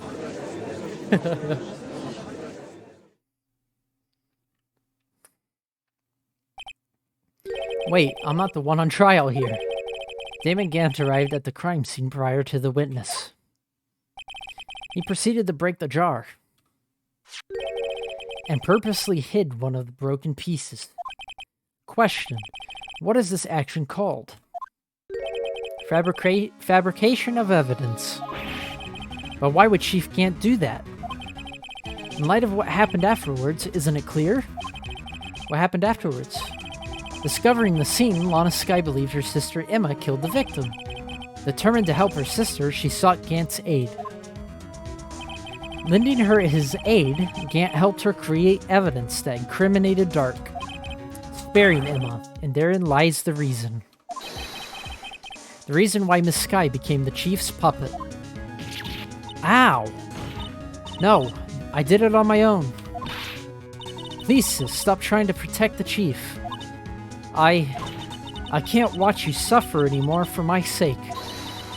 No, you didn't. It wasn't you, Emma. You didn't kill anyone. Don't believe anything Mr. Wright says. Defense attorneys make up their most foul lies to defend their clients. Foul lies? Imagine that coming from my own client. I guess you do seem the type who likes to twist the truth. What? Wait a minute. What if we're still smack dab in the middle of Gant's trap? There's something wrong, Mr. Wright. Lana may be right after all. What do you mean, right? So you do tell foul lies then, Mr. Wright. Miss Skye, please testify once more. But if evidence was fabricated behind your back, then Emma's accidental killing of Prosecutor Marshall might also be a lie. But I do remember knocking over Mr. Marshall. Miss Skye, if you will. I can't. There's nothing to be afraid of anymore. This cross-examination may not change a thing. However, there's a possibility that it will, if you tell the truth. This Maya. Great. Which one? No. Very well. I'll testify about what I really saw. All right. The witness may testify once more for the final time.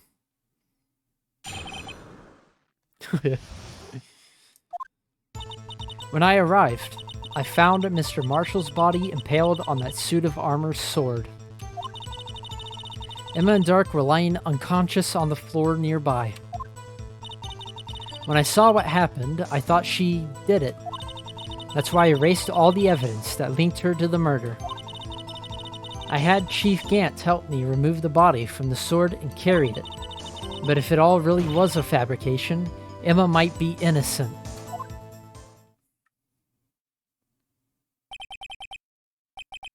Unbelievable. The body was impaled on the armor's sword.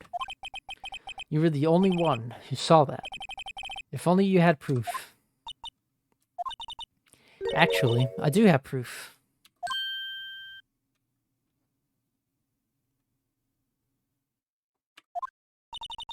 I gave it to Mr. Wright just this morning.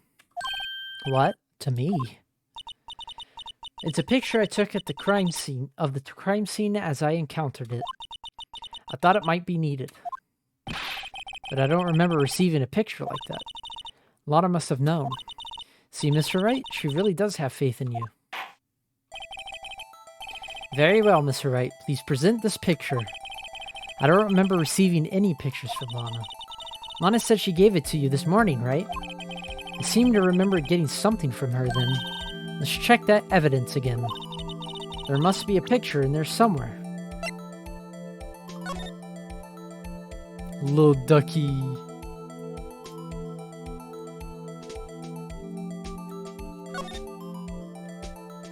Okay, my back hurts from carrying your Pokemon card opening stream, so I'm gonna go watch some twitch.tv/Azray. Oh, what's up, Blake? Hey, there's a picture here.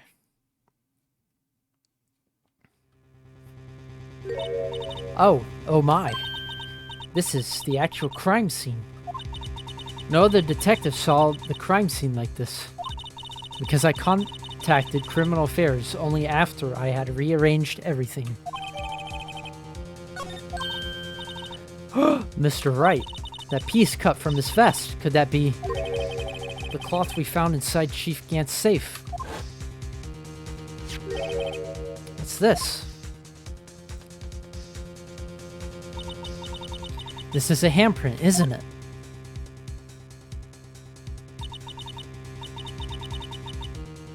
True.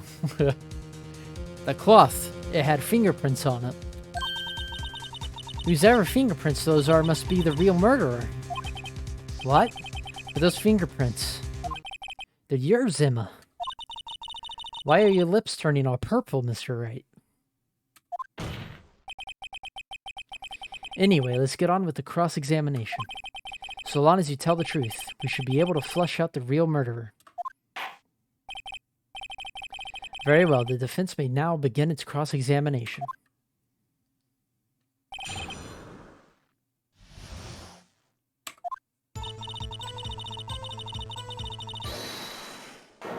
Get your finger out her mouth. Uh-oh. What are you doing, Blake? No! Come now, G. No, Blake, no! This is the poorest excuse for a trial I've ever seen. Chief Gant. What, now you want to make me out as the bad guy too? If so, I'd like to put in a word or two in my defense. I'm afraid it's too late for that. What? You already declined to testify. That means you forfeited your right to make statements of any sort. This must be that risk we were talking about earlier. Just sit back, relax, and enjoy the sound of the noose tightening around your own neck. Grrrk. Ah, so what? You think I'm worried? Sorry to disappoint you, but I don't need to make any statements. What do you mean? The evidence will do all the talking for me. Even if I can't testify, I can still present evidence. Yes, that's true. Wait, you mean you still have some conclusive evidence? No, I don't. But someone does. Someone? So, what's your excuse, Righto? Why have you been keeping quiet about it?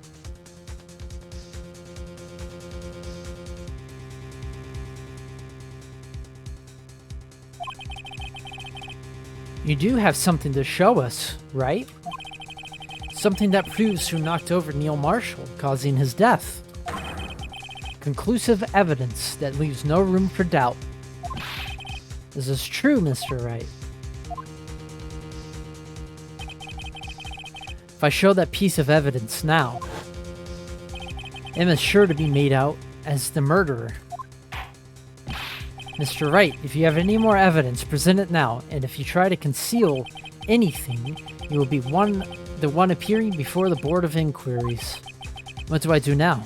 I better think this through carefully. I can't afford to make the wrong decision. Should I present that piece of evidence? The one that shows who really killed Prosecutor Marshall? Your Honor, I don't have any evidence I can present at this point in time. What? You lie. Chief Gant. You opened my safe. I know you took what was inside. The conclusive evidence. I don't know what you're talking about. Mr. Wright, why don't you show them? We found it together.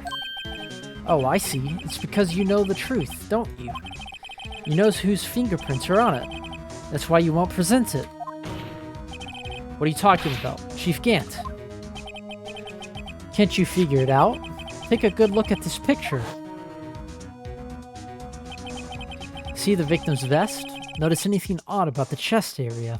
It looks like part of it's been cut out for some reason. You mean you had this in your safe? What? That means you, the chief of police, have been concealing evidence.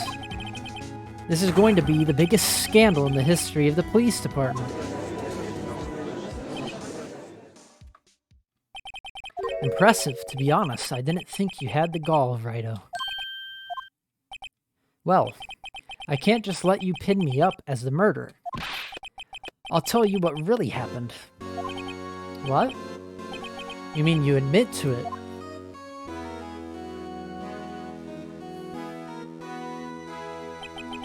I was the first person to arrive at the crime scene that day. It then occurred to me that I could use the situation to control Lana. So you really were manipulating her. I knew Lana. If I made it look like the blame lay on her sister, that when she saw the scene, she would ask me for my aid. So you assisted Miss Sky. I told her to arrange all the evidence. I had her plant the knife tip in the victim's body and move the body across the room. And I ended up using that evidence to get Joe Dark convicted. When I tampered with the crime scene, I had 2 pieces of evidence. That was before Lana arrived at the scene, mind you. 2 pieces of evidence? You mean those items in your safe? But why? For insurance, of course. Insurance. I'm sure my plan would work, but it's always best to be prepared for the worst. I was about to let anyone blame me for a murder that girl committed. You mean you were calculating that far ahead, or forging the evidence? What do you take me for, fool? I didn't make police chief by dumb luck. See this jar fragment? I had the most legible part of Emma's name. I didn't expect Lana to go and wipe the blood off all the pieces. But if you fabricated all the evidence, what's to say you didn't fabricate the message on this jar too? Some people just don't know when to quit, do they? That's why I kept one more item for insurance. You mean that piece of cloth. Come on, Wright, cough it up already. I know you have it. What are you waiting for, Mr. Wright? So you admit to it then, Chief Gant, that you were hiding the cloth you cut off the victim's vest in your safe. Yes, I admit it. I didn't want to have to do that, being chief and all. But it's a lot better than being portrayed as a murderer. Well, Mr. Wright, what do you have to say for yourself? Just a moment ago, you said you didn't have any evidence you could present. Foolish move, Wright. You should have shown it then before it was too late. It's been a long battle. But the moment of truth has finally arrived. As long as I don't mess up here, victory is mine. Your Honor, I do have evidence to present now. Alright then, let's see this conclusive evidence. The evidence that shows who actually murdered Prosecutor Marshall.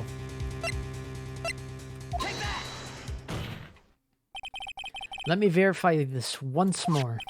On the day of the crime, you personally cut out this piece of the victim's vest. Oh yes, at last you finally brought it out into the open. There's a handprint on this piece of cloth. Your Honor, the prosecution requests that be immediately sent to the lab for analysis. This handprint on the leather, there must have been a strong impact for it to be left so clearly. You mean, it cannot have been forged, it must be authentic, conclusive evidence.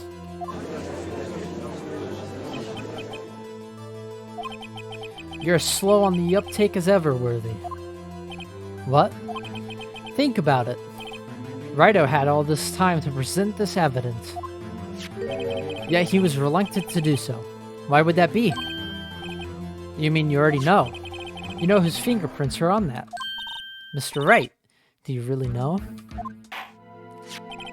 Whoever the prints belong to must be the real murderer. Whose fingerprints are they? Very well. I'll tell you.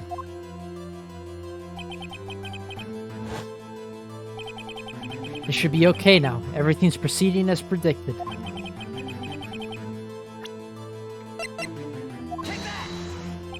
Emma? Emma Sky? What? They're mine. I'm sorry, Emma. But why? Why didn't you tell me?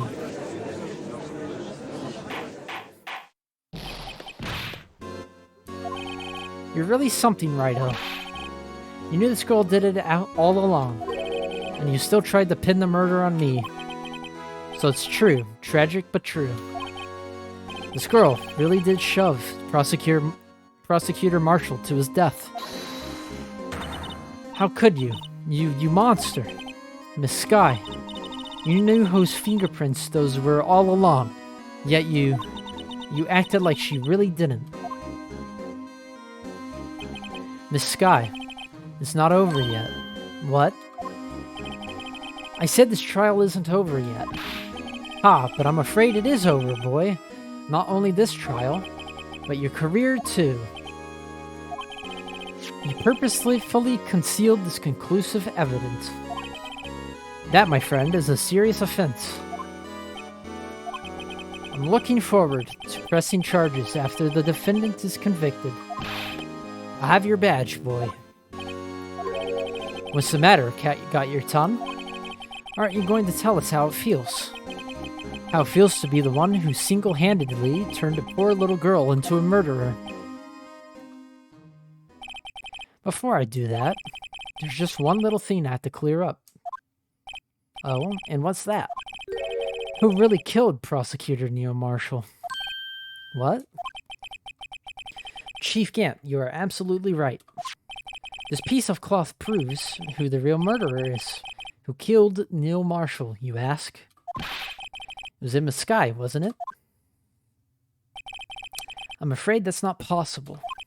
You see, this piece of cloth contains a critical contradiction. What? A contradiction? What is this fool babbling about? I'm talking about a contradiction, one that proves who the real killer is. Mr. Wright, this piece of cloth, what could it possibly contradict? Chief Gant, your tyrannical reign ends here. Behold, the piece of evidence that contradicts this cloth.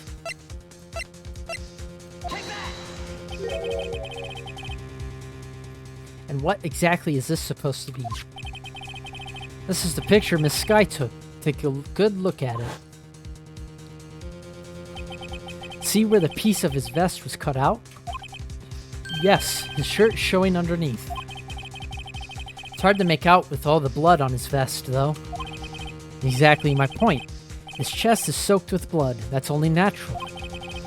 His lungs, no doubt, were punctured. Blood poured out of his mouth. Oh, but that piece of cloth. Wait, there's no blood on it. Ah. Since Emma Sky's fingerprints are on this cloth, there's no doubt that she shoved the prosecutor aside. However, Mr. Marshall was not impaled on the sword at that time. No, this is nonsense. Now then, Chief Gant, let me ask you something. Prosecutor Marshall was not impaled when he was shoved aside. He most likely hit his head on the ground and was knocked out. If so, then tell me, who could it have been? Who could have arrived at the scene before Miss Lana Sky? Picked up the unconscious prosecutor and impaled him on the armor's sword. Then to make it look like Emma was responsible for the prosecutor's death, said person proceeded to write her name on the jar with the victim's blood. A jar that they then broke on purpose to leave behind a clue. Make Lana believe her sister did it. Remember what you admitted only moments ago? That you personally cut out this bloodless piece of the victim's vest. Ironic, isn't it? Through the very act of creating insurance, You proved that you were the actual murderer. No! It's finally all over.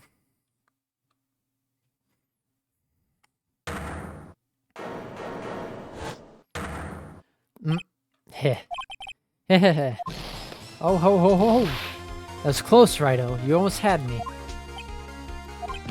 Sorry, but you'll have to do better than that. I refute your allegations. What do you mean you refute his allegations? You see that piece of cloth? It's illegal evidence. Order, order. What nonsense is this? Illegal evidence cannot be used to convict a suspect. Remember, Aji? Earlier, old Righto here concealed that piece of cloth. So then, what's your excuse, Righto? You do have some conclusive evidence, don't you? I don't have any evidence I can present at this point in time. Well, that's true. The defense did refuse to present evidence. At that moment, the piece of cloth ceased to be legal evidence. That's not fair. Ho ho ho ho! Did you actually think you could best me in court? It looks like the last laugh's on you, son.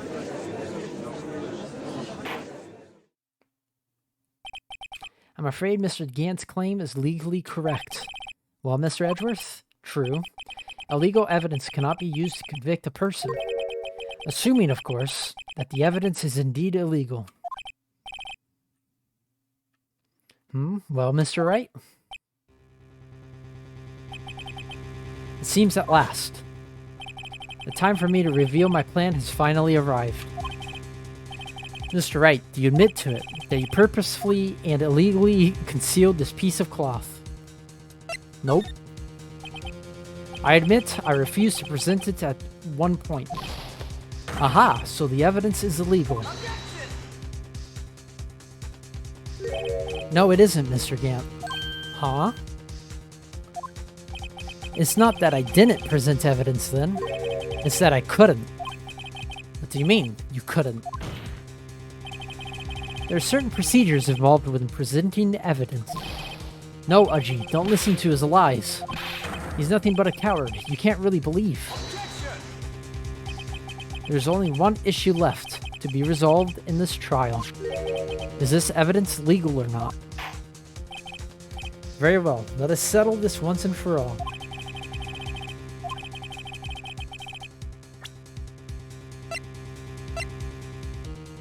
The ducky will save me. This is my proof, Your Honor. Evidence law. What's this? I've done my homework too, Chief. Indeed, this guy's fingerprints were on this piece of cloth. However, at that point in time, this was merely a piece of cloth, nothing more. What? You see, it's written right here in this book, the second rule of evidence law. Rule 1, no evidence shall be shown without the approval of the police department. I found this piece of evidence myself inside your safe. It goes without saying I did not have approval from the police department. Rule 2, unregistered evidence presented must be relevant to the case on trial. And here's the crux of the matter. You see, at the time, it was impossible for me to prove the relevance between the cloth and the SL9 incident. What?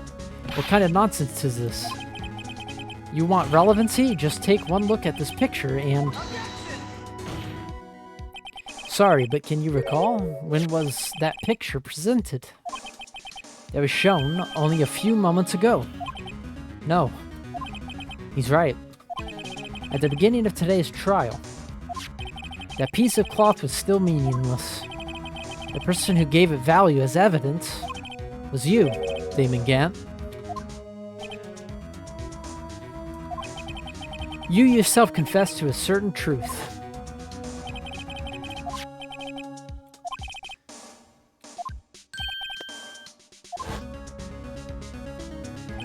No! It was then that you approved this cloth as conclusive evidence. Yes, you, the chief of police, personally approved this cloth. The only person who could have cut this from the victim's vest is the one who stood before Prosecutor Marshall in his final moments. In other words, the real murderer. And there's only one person who that could be. Damon Gant. The killer was you.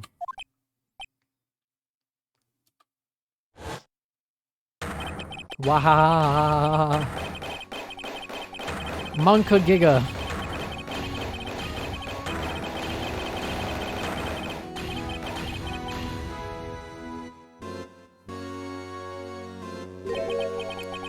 I knew I should have gotten rid of him. The good-for-nothing scum. For 2 years, he's been snooping around the department, trying to get something on me. Crimes are being committed every day, yet he insisted on hounding me. Well, your crime wasn't exactly petty. He wanted to reinvestigate the case. He recruited Angel Starr, then convinced Bruce Goodman. Detective Goodman? Yeah, that's right. If the evidence is transferred, I'll lose my only chance to find out the truth. Please, you've got to help me. Goodman turned him down, as he ought to. Still, Jake Marshall didn't know when to quit. He stole Goodman's ID card and tried to take the evidence. Goodman came to me that day. He wanted to file a lost item report. I went with him to the evidence room. Then all of a sudden, he decided to speak out. What are you talking about, Goodman? Can you please reopen the investigation, Chief? We can't transfer the evidence out. There are too many questions left unanswered.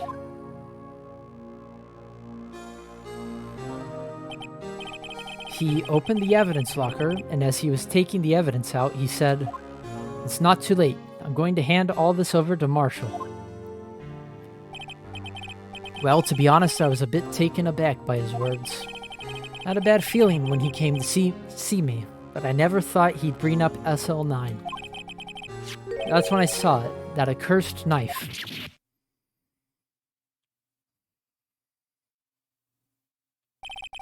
I couldn't just pull it out. Doing so would have only led to more blood, making it near impossible to hide your crime. Even so, the blood was just pouring out. I didn't know who might stumble in, so I hurried to wipe it up. I was worrying so much about the floor, I didn't realize my fatal mistake. The bloody handprint on Detective Gumshoe's locker. I used to be known as the crime computer, but everyone has to start somewhere, I guess. I was too nervous. I had no business doing any of it. Then you put the body in my car. I'm sorry, I couldn't think of any other way to move the body. I broke your trunk, but what's the big deal? You make a lot more than us detectives ever will. Grr. Leaving the prosecution's car aside. How? How could you get Miss Sky involved in all of this? Well, she had as much to lose as I did if the truth came out. So you took the evidence from Detective Goodman's locker. I felt bad for having to do it. I also didn't have the time to pick and choose what to take. So, you left the jar of fragments in the glove. Yeah. Looks like I was better off being an investigator of crimes than a committer.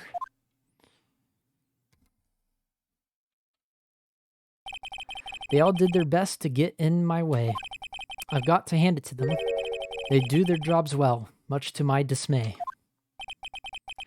Fake evidence doesn't hold up very well upon close examination. You must have known that. Tell me, Worthy, why do you stand in court? Me? You despise criminals. I can feel it. You and me, we're the same. One day you'll understand. Oh, believe me, you will. You're just one man. You'll see what it really takes to bring them down once you try to go it alone.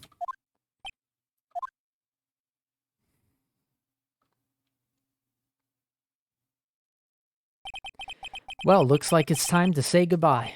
Oh, Udgy? What? Looks like we'll have to cancel that lunch date. Sorry, old friend. I'm sorry too, Damon Gant. I knew you as you used to be long ago. You were once a fine investigator and an example to others on the force.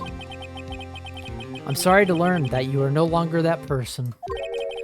Those days are gone now, Udgy. Thanks for all the memories, though. Don't worry, you'll be fine. Now you have Righto here. And Worthy. With these two around, you can't go wrong. In fact, I can hear them already. The melodious sounds of a new generation, I think it said. There are two things I want you to understand. Yes. First, your sister never hurt anyone. Second, Damon Gant betrayed you from the beginning. You see, Miss Sky, you no longer have any reason to keep silent. You're right.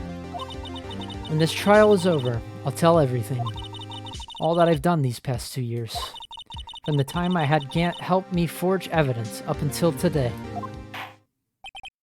So, it seems all the questions raised in this trial have been answered. I'm sorry, Miss Sky. I couldn't get you out of all your trouble. My, what high standards you have for a rookie. I can see why Mia thought so highly of you. Who knows? A few years from now, you just might make it to the top.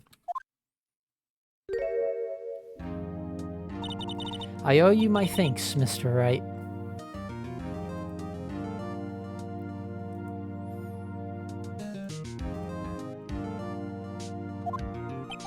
Miss Sky. And to you too, Mr. Edgeworth. You suffered every bit as much as I have over these past few days. Believe me, I know how much of an ordeal it's been for you. It was nothing. Liar. I was worried the pressure might break you. And yet, you rose above it all and guided Mr. Wright to victory. You've done well, Mr. Edgeworth. Stop it. I only did my job. In light of this case, it seems a good self-examining is in order for all of us. Miss Sky. Yes, Your Honor. You are innocent of murder. However, although the chief blackmailed you, the fact is you still acted as his accomplice. A trial will be scheduled for these crimes at a later date. Yes, I understand, Your Honor. Is there something amusing about all of this? Why are you smiling? It's been a long time, Your Honor. A long time since I felt free of these heavy chains.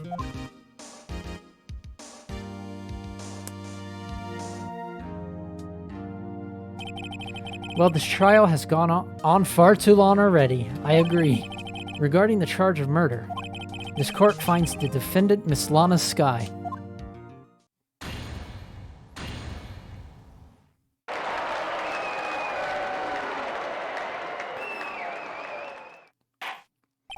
That is all. This court is adjourned.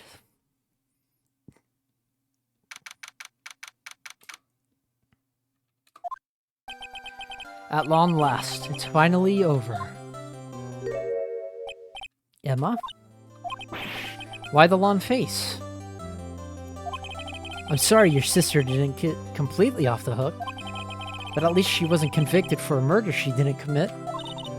No, that's not it. Just now, after the trial ended.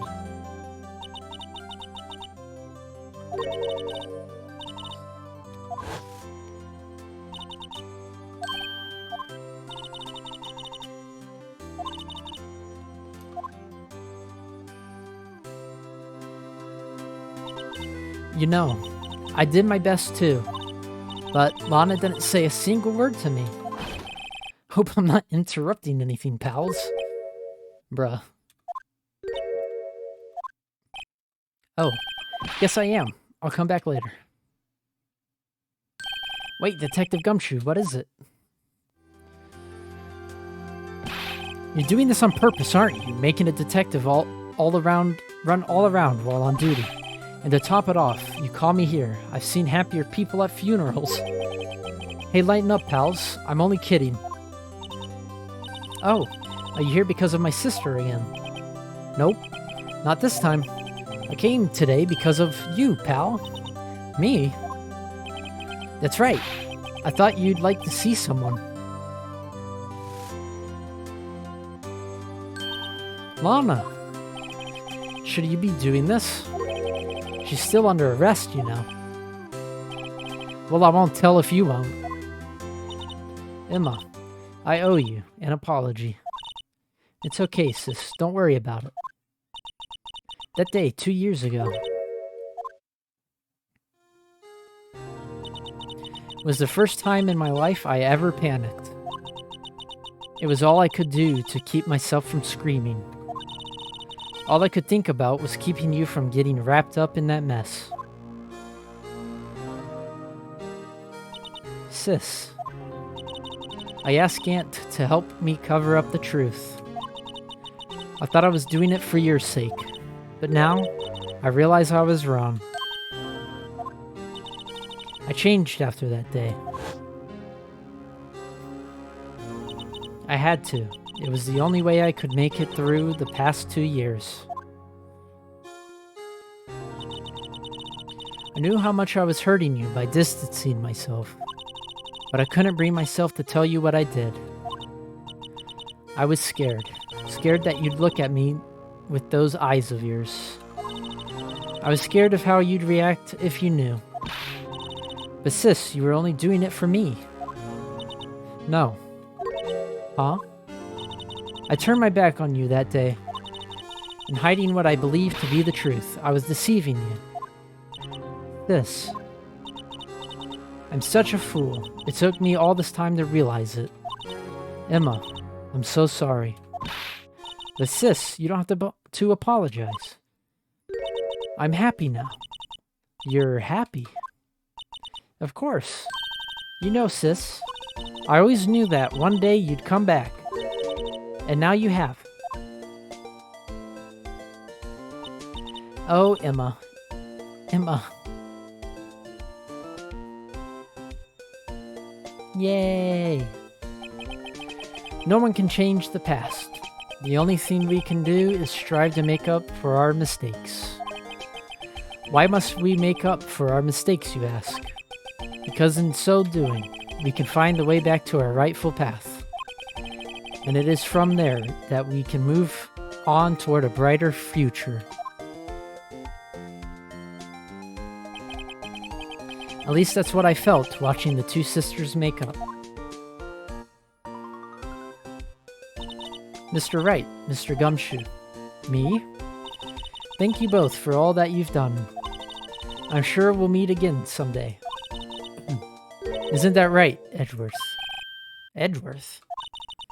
Stop hiding and come over here. Where was he hiding? I just came to say, congratulations. Thank you. Thank you, Mr. Edgeworth. Right, well, I'll be going now. Mr. Edgeworth, I hope you don't blame yourself for what happened. We were the ones who acted corruptly, not you. It's too late for me. No matter what anyone may say, I realize today that I can't correct my mistakes. Mr. Edgeworth. Not only that, but I don't even trust myself anymore. Chief Gant was right.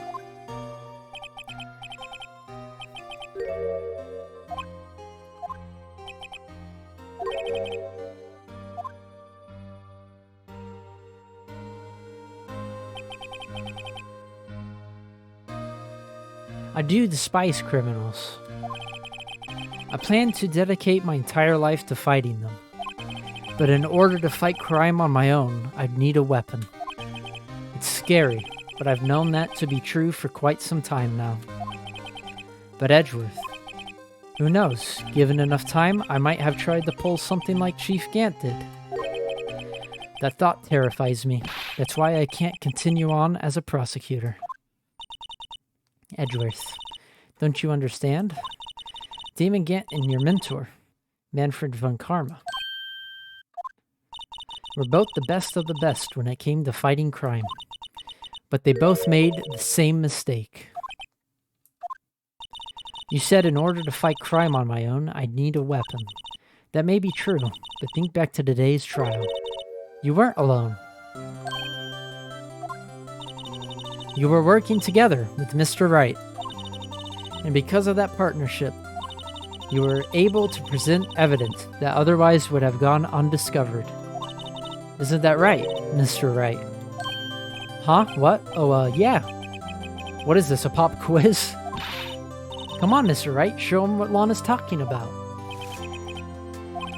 Something that neither Edgeworth nor I would have been able to find on our own. That's the picture I drew. Our counterattack began with this. You had one half of the evidence list, and I had the other. Apart, we wouldn't have been able to completely restore Emma's picture. That didn't just happen by chance, Mr. Edgeworth. It's time for me to go. Mr. Edgeworth, if you'll excuse me, there are still some loose ends that need wrapping up. Take care, Chief Prosecutor. Edgeworth, what will you do now? Well, whatever you do, just remember, you can let what happened kill the prosecutor in you, or you can let it help you grow. In the end, it's up to you. I know. It seems I owe you my thanks too, right? But what I face now is my problem. Edgeworth, I'll be waiting for you in court. Farewell.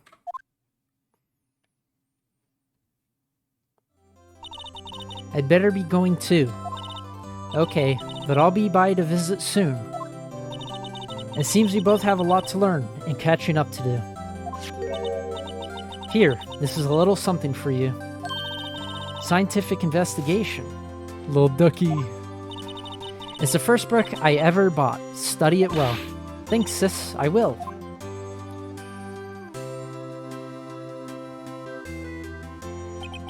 And so, another case came to a close.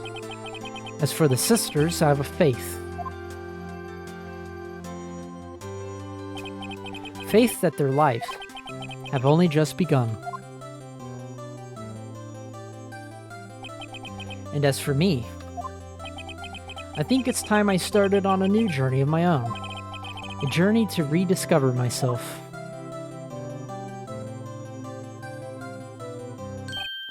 Well, don't go trekking off just yet, pal.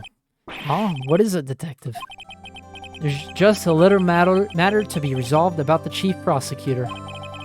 You see, she isn't supposed to be out of jail like this. But I thought you said it was okay.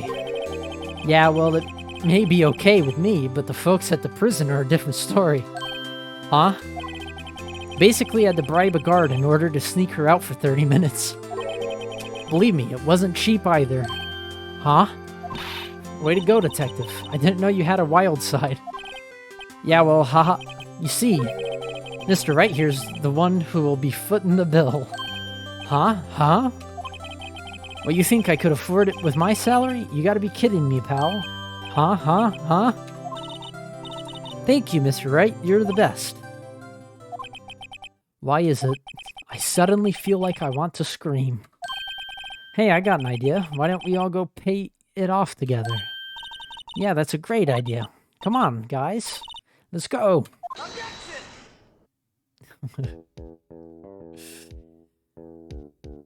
And that finishes the first Phoenix Wright game.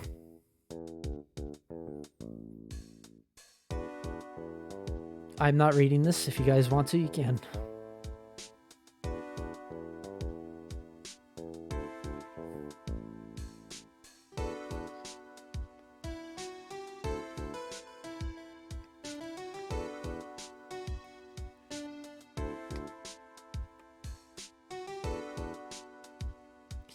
So,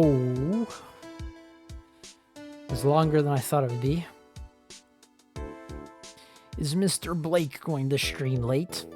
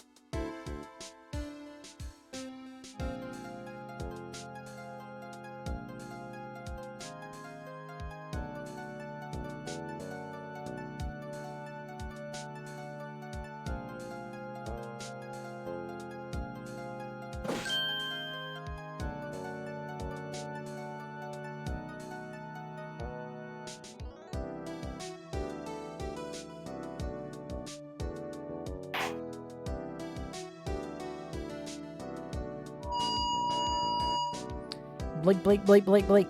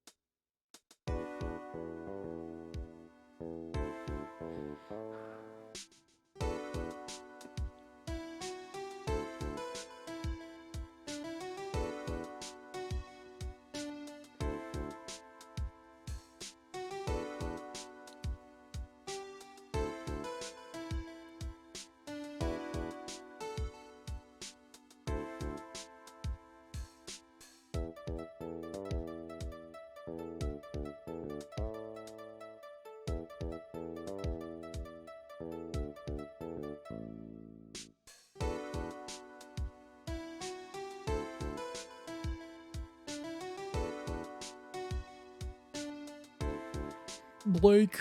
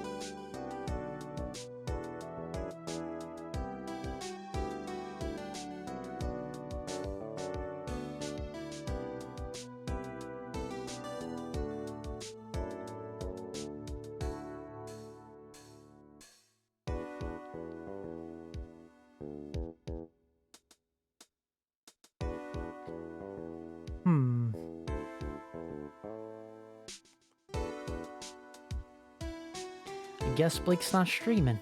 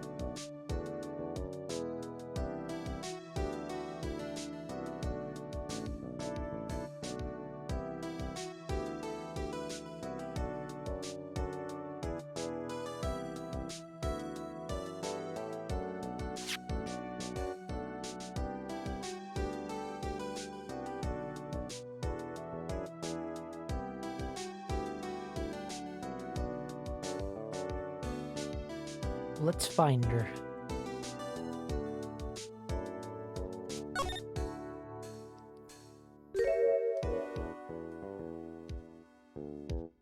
Aw.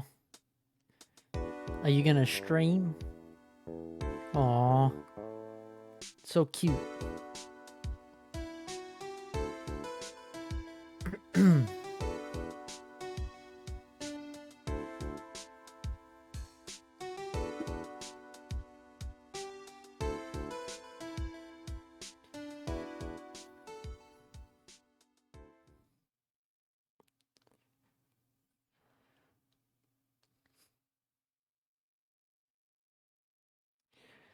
It concludes the first Phoenix Wright game. Soon we will start the second. Thanks for watching and hanging out. I still don't know if Blake is going live. He is not answering me.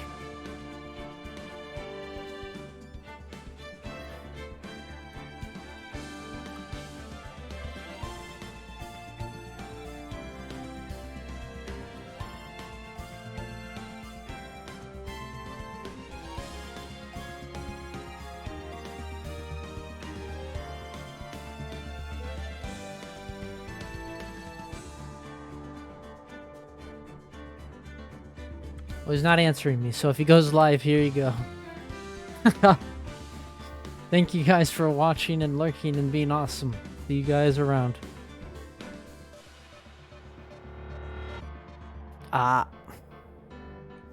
Okay. We can figure it out. I'll just end for now and host you later. Thanks for hanging out. See you later.